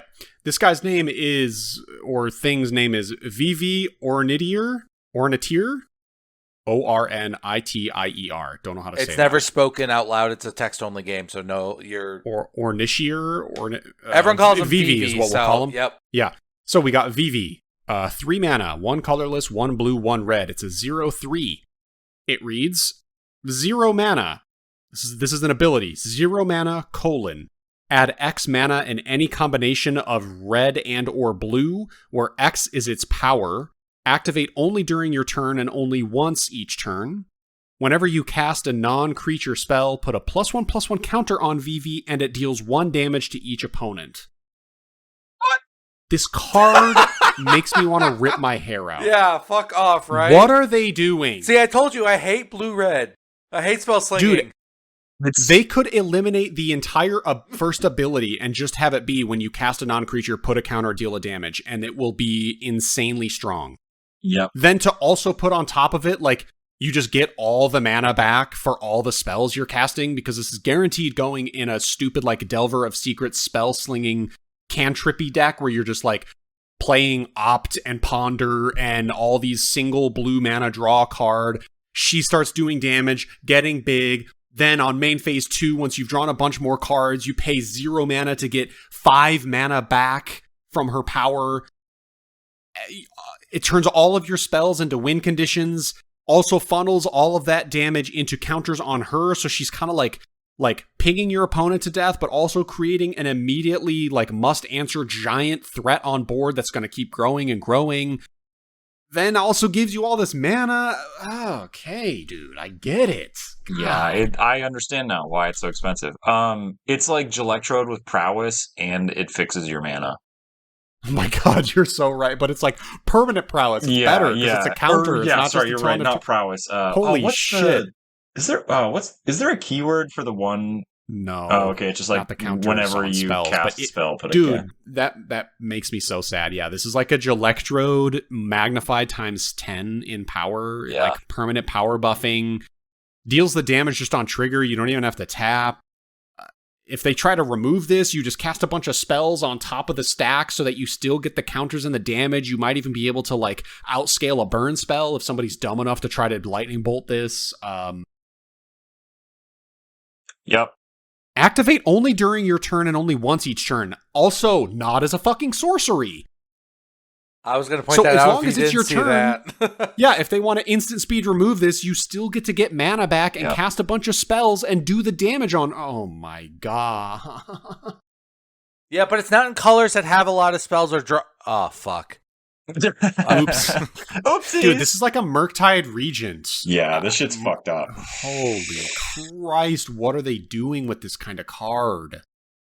I feel bad because instead of this character being beloved by the Magic community, they're going to revolt, like just this image is going to be seared into your nightmares. Looks like a Mario character. Fuck this guy. All the toads. So actually, this thing only is basically like floating clothes. It's not a human. It's not a being. It's a like a magic created into like a puppet. And it's just called a wizard. Yeah, it's its type line. It's not a human wizard. Most of the time, yeah, exactly. It's not a human or and zombies. Or so what was really interesting about this design is that if you look at Final Fantasy 1's the 8-bit, the sprite they used as the Black Mage is exactly what this character looks like, and the story is basically in this world they make. This person thought they were like an actual human, but they're not. They're just a fake person, and a whole bunch of black made. Turns out like all the spellcasters, this whole factory of this person being made over and over, and it's I don't know, it's crazy. I haven't played this one all the way through. I just know about Vivi.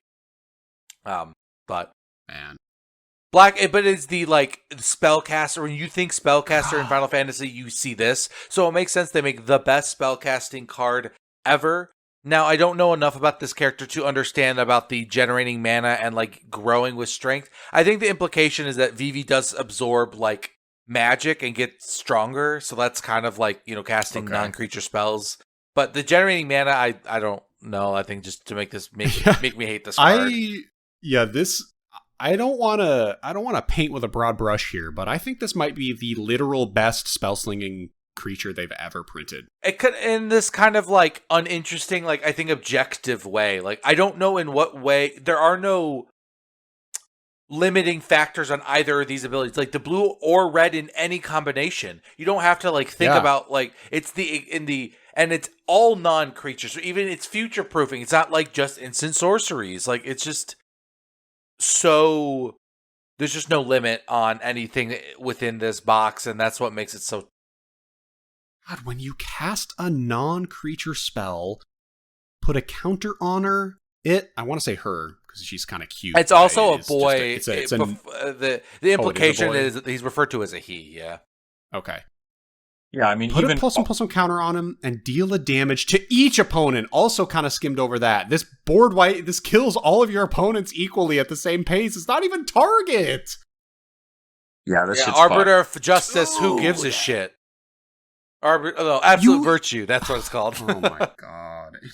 You like spend your whole turn dumping your mana on these little spells, cantripping, drawing them all up, and then you just get to pop her and get all the mana back and redo it all again. I mean, this card is going to be so much damage. It's going to be multiple turns worth of spells cast every turn. It can't be shocked is a big deal. It's the fact it's a 0-3 and not like a 2 toughness or 1 toughness. Dude, it's not even going to be bolted ever. Nothing, no damage spell is going to kill this. They're always going to have something back up to keep stacking. Yeah, this thing is either a 4-mana creature, basically. Free spell. You don't even have to pay it. You play it on 3 in EDH, and you'll have like Force of Will backup. You'll have Foil. You'll have true. Even card. I don't know. Like you'll have Gush. A Gush will be able to save this and draw you cards. I mean, like this thing is dumb. It's so dumb. Wow. See, I told you, but you're going to get angry at this little character. It's stupid. The more, I mean, I'm not, yeah, I'm just more of like, I'm in Just disbelief. I'm astonished, flabbergasted at how powerful this is. Jesus fucking Christ. So, as we move on to our last two, I can tell you Yuna, I knew a lot about. Y'shtola, literally don't know because I skipped all the cutscenes in Final Fantasy XIV, so we don't have any lore for her. I don't know how it translates, but for Yuna, I do. But I think do I have Y'shtola, or was I next? Yes, you do. Okay. It is Y'shtola. I will ask before we get into the card itself, Taylor, is this the first Catgirl representation in the Magic universe? Fuck. God willing, the answer is this is the first time, but I don't know if that's true. Sorry. Anyway, you know what? That's it. Technically, they had like Panther people, like okay, that's fair. all the way back in like Weatherlight. Yeah, there was like the Leonins or whatever, right? Yeah, so Yeah. but it's not so much like the like cat ears anime ooh woo kind of. Yeah, like she's like a cat, like a waifu kind of deal. Yeah. Yes, it feels like some dude wanted to jerk off to this, you know. Yeah. Rather than it being an actual individual human being. I don't like that I also was able to answer that question.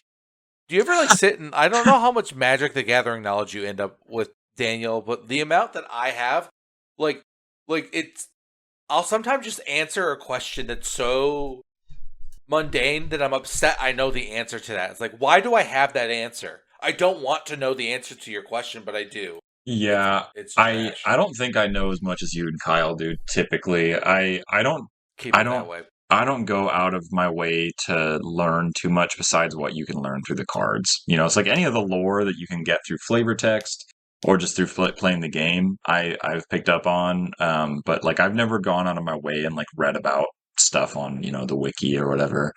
Well, so. Don't worry, it's already peaked in like 2009, so you're fine. Oh, I'm aware. Yeah. All right, but let's get to it. Let's give old Y'shtola Rahul a shot here. It's for colorless Ablu. It's a 3/5 cat druid. We did this as we discussed. Cat is definitely a type here. At the beginning of your end step, exile target creature you control, then return it to the battlefield under its owner's control. Then, if it's the first end step of the turn, there's an additional end step after this step? Yo, whoa, I'm sorry. Double blinking? This thing is crazy. Yeah? This is cool. I don't know if it's good, it's just cool. Double end step triggers is... No, that's really good. Double end step triggers is cool. Crazy, and that's got to be the first time they've done that. She doesn't need the blink for that to be insane. Like, it's just, like, I'm fully absorbing this now. Oh my god. Yeah, I mean, there's been cards that have created additional upkeeps, right, to double all your upkeep triggers, but they've never done anything themselves. This is just such a cool card. Yeah, the double flicker. I mean, obviously, it reminds me of Conjurer's Closet, a 5-mana artifact that says at the beginning of your end step, exile target creature, then return it to the battlefield. There's also an enchantment god creature. I can't remember what the blue one's name was from Theros. Thassa? She does Thassa, yeah. She has a version of herself where she blinks something at the end of the turn. In Cedrus, of course, this card is extremely powerful. Conjurer's Closet I have cut over the years because I found it to just be a little bit too slow in Cedrus. And again, I can't justify spending the money on a Thassa that blinks because she's 4 mana, which is much more approachable than 5. This is 6, but the double blink gets around the unearth end step exiling trigger. Also, all the creatures in Cedrus are meant to ETB. They're so strong. Like, you want them to enter the battlefield, get a huge, powerful, explosive effect. This just does that 2 more times. Pair this then also with Panharmonicon, and you're getting 4 triggers of your Inferno Titan at the end of the turn. I mean, this card is so cool. And I'm glad to see it's only $3 frickin'. What? It's also a creature, so I could oh my god, I just realized in Cedrus, I could unearth this chick and exile herself to circumvent the end of turn trigger. The unearth end of turn exile a trigger, because that's how you get around it. Yeah. That's really cool. So she can save herself from unearth, and then the next turn you'll get the double end step trigger on a different creature you've unearthed. Damn, that's fucking sweet. Wow. Okay. This is actually so wicked. Yeah, so she's like the new Reanimator Sorceress. Reanimator Sorceress. I don't know. I'm just saying she's like... I see what you're saying. I thought you were referencing a specific no. Sorry. I see. Yeah. No, she very well could be. Yeah, that's really cool. I love that for Cedrus. Damn. Yeah, that effect. Yeah, Thassa is $25. At the beginning of your end step, exile up to one other target creature you control, then return to the battlefield. Yeah, I mean, 6 mana is expensive, but $3 seems very undervalued for that card, honestly. And again, in a Reanimator deck, I have many ways to cheat her into play. Exactly. Like, her being a creature makes her much more relevant than a Conjurer's Closet, which is an artifact. Like, I can only ever actually hardcast Conjurer's Closet in Cedrus, and that's also what made it feel so bad. It's like, I'm committing so much mana and a full turn to a card that likely does nothing because it's set up for Cedrus to unearth later, so like, I usually don't get value from it the turn I play it. Maybe I can flicker one thing I've already played, but anyways, enough about that. Like, this card is so cool. Double end step, I believe this is the first time they've ever done that. Yeah, I think it is. I can't think of any other cards that I've ever seen that on before. Additional end step, I'll look that up.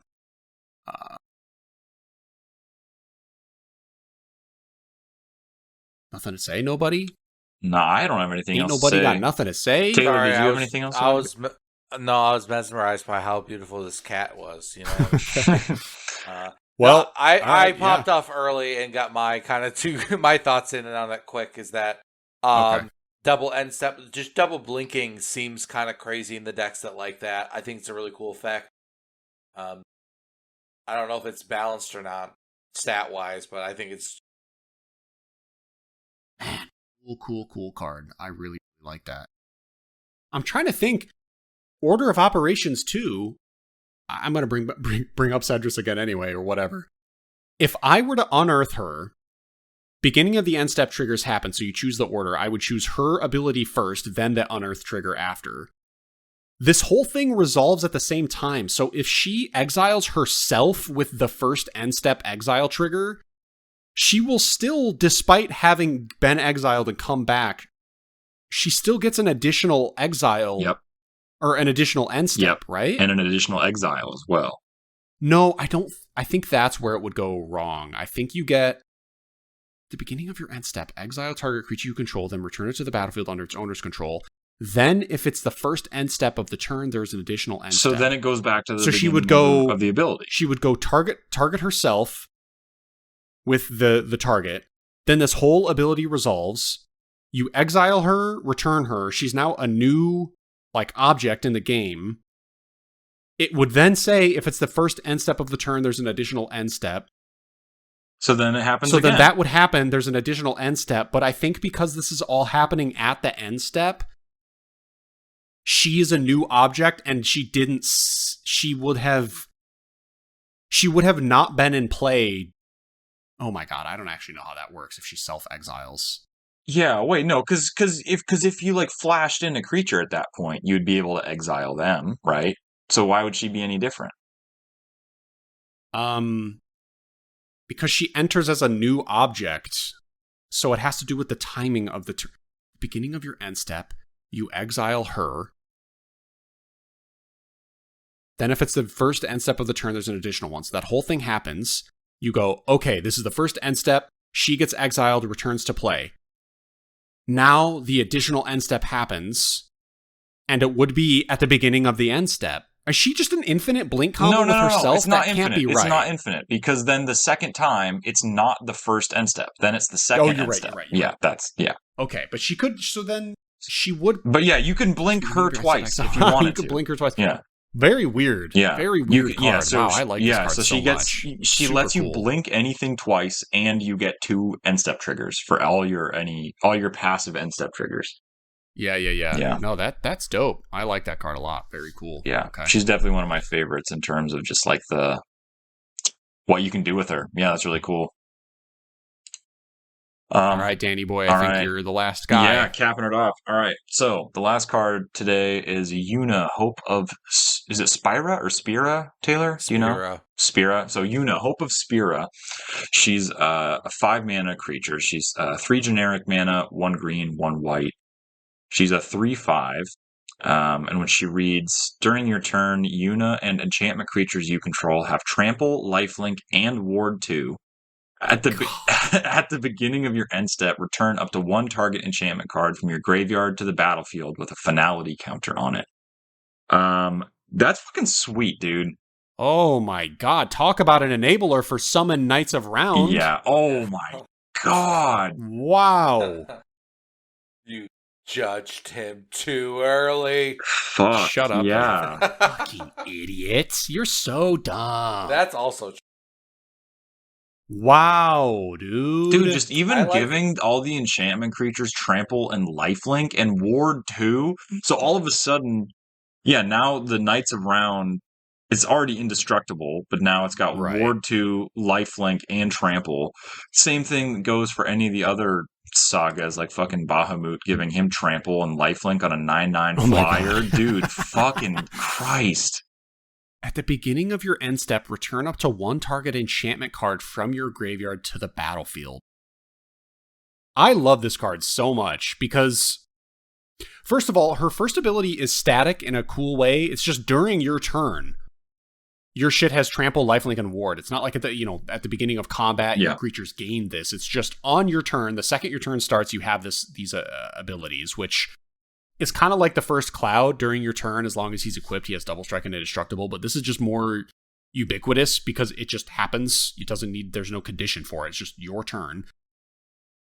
So she is a 3/5 trample, lifelink, ward 2. So she's able to protect herself during your turn, which means the turn you play her, she's going to have ward 2, making her harder to kill. And then you will get your end step trigger to return an enchantment from your graveyard to the battlefield. So she's almost guaranteed to get value. There's a lot of self-milling in green. Yeah, I see this card being crazy. Yeah, just returning a Bahamut. I mean, obviously that's going to be like a god tier. Yeah, that's the best case scenario, but spending turns 1 through 4, just like playing some mill cards and then hope you hit a huge thing, and then turn 5 you play Yuna. She'll be somewhat protected from ward 2. You'll get to reanimate. Yeah, wow. Cool card, man. You know how I feel about that boy. I am also liking this trying to code things offensively to get you to attack instead of hold them back, because like most of those keywords don't matter on defense. I also like that the idea is that for ward, having this basically like a shields up on your turn, like having ward on your turn feels better than just all the time like that. I feel like it's getting closer and closer to that perfect, like hexproof was too much. Ward is hard to remember. I don't know. I think it's kind of hard to remember all these abilities, but this seems insane. That her ability at the bottom seems wrong. The fact that every turn you get an enchantment, and the only downside is it can only be reanimated 1 time? I don't know, man. That seems insane. And in the set which this card was designed in, it just seems nuts when you think about all of these absolute cracked enchantments. Like some of the best enchantments, strongest enchantments they printed as independent units. Wait. I have a question too. So it gets a finality counter. But if you got never mind. You could flicker. Yeah, I was gonna say. Of course. I was wondering about exiling something, but I was thinking about a different card that I had misunderstood. So anyway, man, there's so many enchantment creatures in green-white as well. Like this card might be. Same with fucking Vivi being the best ever spell slinging commander. This might be the best Enchantress commander because You return any enchantment. It's not specific to aura. A lot of times these cards try to like weaken their effect by specifying it must be an aura. This is just any enchantment, like we've talked about. So just regular sagas, not these stupid creature sagas. You'll be able to reanimate. There are also a ton of creature enchantments over the years that have been printed that she's just going to give keyword soup to every turn. Your deck is going to be... This is such a weird, cool enchantment card. It gives you a totally new kind of like a vector to win from, giving all of your enchantment creatures a bunch of good keywords, reanimating them. Like, what a strange card, but man, it's so cool. Fuck, I really like this card. Dang, I didn't think you'd vibe with it that hard. Well, I'm a sucker for Reanimator, of course, but... Oh, that's true. I thought there was something else. It's just cool. It's not that the normal Enchantress decks are really fucking boring. Yeah. When you cast an enchantment spell, draw a card, like, oh boy, how exciting. No, this actually does cool stuff. It's a build-around card. You need to mill so that you can enable the Reanimate. Reanimate is just such a fun, powerful mechanic. She gives keywords only half of the time to your enchantment creatures, so it gives you an angle of offense and a bit of protection to let you set up with the ward. I mean, it just does a lot of really cool and unique things for the Enchantress archetype that I haven't seen before. I really, really like it. It's so cool. Yeah. I agree with that. I agree too about Enchantress often feeling boring, or it's like, yeah, either you go Enchantress and you just draw cards, or you go like the Tron route and put your enchantments on a creature and it gets big, and then that also feels boring. So, yeah, this is a nice, different little route to take. Yeah. Yeah, I'm just looking at some of the enchantment creatures. That one set, Duskmourn, made a lot of enchantment creatures recently, so there's a lot of cool stuff to get there. Yeah, being able to reanimate any enchantment is also cool. So then you don't even want to do the enchantment creature route, you just do, exactly. Like you can just do an enchantment reanimator deck and have a cool, like, non-creature enchantment deck that just does a bunch of really cool static effects, and you can, Tron up Yuna and then have a bunch of other enchantments that do stuff, and this is just a cool card, man. Very, very dope. Yeah. I like that card a lot. I kind of want to make a deck around it, actually. Do it. It's really cool.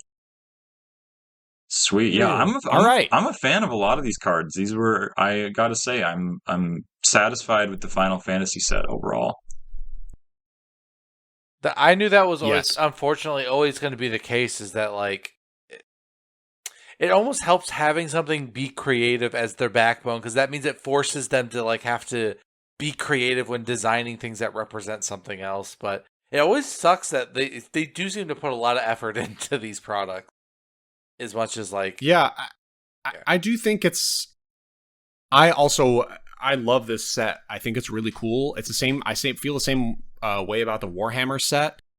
I think they do an amazing job of working in the lore and the design of the characters into the Magic space. It also kind of makes me hate them more, because it's like when they create their own shit, I've been bored of it a lot in the last few years, but then... God, it's crazy how it's been, like, flipped on its head. I used to hate Universes Beyond. I mean, I still do, like, conceptually, what they've done with Magic, turned it into this gimmicky shit, but, like, this is actually where they're making the most compelling cards, and it's really frustrating. Yeah. Because they're basically cheating. They're getting designs that already exist, and then working it into the Magic world, and it's like... They get to flex their kind of creative muscles by showing, like, how do you make Lightning a Magic card? How do you make Kefka a Magic card? But then they also already have all of the lore of these characters established. They're also in a video game, and they have mechanics of their own. So they have, like, a basis to work from and then meld it into Magic. So it's almost like they have a better base to work from and then get to turn it into a Magic card, versus when they just have free reign to do whatever they want. They make stupid, like... The stupid fucking cowboy set that was a year ago or more, Outlaws of Junction, Pass, whatever. Like, Duskmourn really didn't impress me either. Oh, get the fuck out of here with that one. That one's the exception. What did Duskmourn do that was cool? It was a fucking horror set, and I got to see. Okay, there was a lot of really stupid stuff in there. I take it back. Okay. It was so cool. Actually, Taylor no. For Let me clarify. I know what you're saying. I do know what you're saying. Okay, cool. Man. I'm just saying, Duskmourn, of all the ones to call out as like, look how shitty this is. I feels like that's like a Stray. How about that? Like, I think I hate the door in the room mechanic. I thought that was that was stupidest looking fucking cards. I hated those. Okay, I loved Impending. Those enchantments were cool. Oh yeah, those are a good follow up to the Titan cycle for sure. Yeah, the enchantments are obviously that was the theme of the deck, and a lot of the enchantments were very cool. But all of the rest of Duskmourn felt I don't even remember it. I guess aesthetically, because it's horror, I think I just had a softer spot for even the bad stuff. At least it was like that aesthetic instead of like, I don't know, cowboys. It pissed me off because I hate cowboys anyway. So then, yeah, it's so lame. And at least, because I'm also really interested about this new Magic set that's supposed to be kind of like a Star Wars one, because they explicitly said it's like not connected to their main canon storyline. It's going to be like all unique characters designed and like separate from the rest. And I'm like, okay. Finally, maybe they'll make interesting characters in worlds now instead of being like, what's Oko's nephew up to these days? I hope that, I don't know, Teysa show, like, it's the same, like, 13 characters hopping from world to world, but you think about, at least us old heads, the Magic sets that that stuck in my brain are the ones that, like, we haven't revisited, and, like, their story was completely siloed, its art style is its own thing, and it felt like it's a unique corner of this magic-y place, and then we've never come back to it. It's not connected in a greater way. I don't know. That's just my rant for that. No, I would agree with that. No, that's well said. I don't know about the Star Wars set, so I can't remember what it's called. I mean, I think Edge of Eternities. That's right. I think I agree with you, Taylor, that it'll be cool to see them, just explore something that's actually fresh and see if that kind of shakes them out of their slump a little bit with some of the design. But I'm also kind of curious to see, how they do a little bit more of that like sci-fi sort of stuff, because I mean, obviously Magic has always been mostly fantasy, or I should say fully fantasy, but I feel like the Eldrazi have a little splash of sci-fi to them. And personally, I am a big fan of like the science fantasy blend, so I have hope for it. I think it'll be cool. We'll see. Did you like the Kamigawa remake set? That was all no, because that one, that was more neither. cyberpunk. I'm more into I like the science fantasy stuff where it's like, science fantasy. Okay, I see. Where it's like they have technology, but then they're also using like swords and magic. You know what I mean? So there's a lot of literature that like kind of has that as a setting more than like I think film. Exactly. Like the thing I'm thinking of off the top of my head is a book series called The Book of the New Sun. It's like set in it's like in a sci-fi universe after civilization has collapsed and they've like lost a lot of their technology. So they have all this technology, but then they're back to using like swords, basically. It's pretty. I think that uncommon thing. It is a relatively uncommon setting, so that's why I'm glad they're exploring it. I think it'll be cool. The last thing I wanted to add to what you're saying is like somehow I wonder if them not having to spend any time and manpower on creative worlds that lets them spend more time iterating on design ideas to really make them stand out, and that might be a benefit of this. Like they're only doing like half as much work per set in a lot of ways. Yeah. I don't know.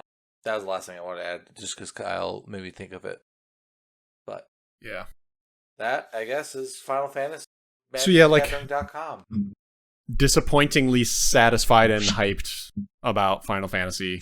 Hyped makes it sound like I'm gonna buy the cards. I'm not. I'll just buy like. It's always exciting. I'll probably buy Y'shtola Rule. Oh my god, I didn't even realize how ugly her name is to say. How am I ever going to cast this card? You find out how to. I'm just going to have to say like Cat Girl. Yeah, Kyle, do you remember the 1,000 blank cards card we made? That's like gibberish, and it's like confidently read the name of this card or whatever. That's yeah. basically what she I is. remember that. Yeah, that's funny. Damn, that was a cool game. I hope you still have all those cards we made. Oh, I do, man. I yearn for the day I get to play it again. Yeah, I might visit you one of these times. I've been really like missing all of you guys I know. this year, especially knowing that like we weren't going to get together because Carver just had a baby, so he probably can't do some extended vacation, and then Ian is due for a baby in I think July. Yeah, so and then Jake has a baby. It's not going to happen. Yeah. So fuck, man, this just won't be the year. It's going to be a long one. Ah. And Ryan just moved to an apartment, which I would love to see, but yeah. But I ain't got no baby, Whatevs, man. and I ain't got no apartment. Me neither. Anywho, let's make some plans for travel right now. No, I'm just kidding. Well, yeah, good discussion, guys. Magic the Gathering. Hopefully, I mean, we still have 200 other cards to discuss if we wanted to. We can get Carver in here. Yeah, I would love to, because eventually the commander cards are even more like. There's a lot of. It sucks. One is like there's a lot of good rares that we didn't get to like talk about. Like the Final Fantasy set, like they have so many rares, and a lot of the rares are like arguably the most interesting, and we didn't really get to touch any of those. And the commander ones are going to be even more interesting. I've never looked at a full commander set. Like I don't know what they look like, so I see random like commander mythics. I'm like, what the fuck are they doing over there printing this? So I'm curious. Dude, it's a wild world over there. Yeah. Maybe Carver will rejoin us one of these years, and that's what we'll talk about. But anyways, for now, that was the Mythics in the Final Fantasy Standard Legal Set, LOL. We'll catch y'all next time. That's all I got. All right, bye-bye. Bye.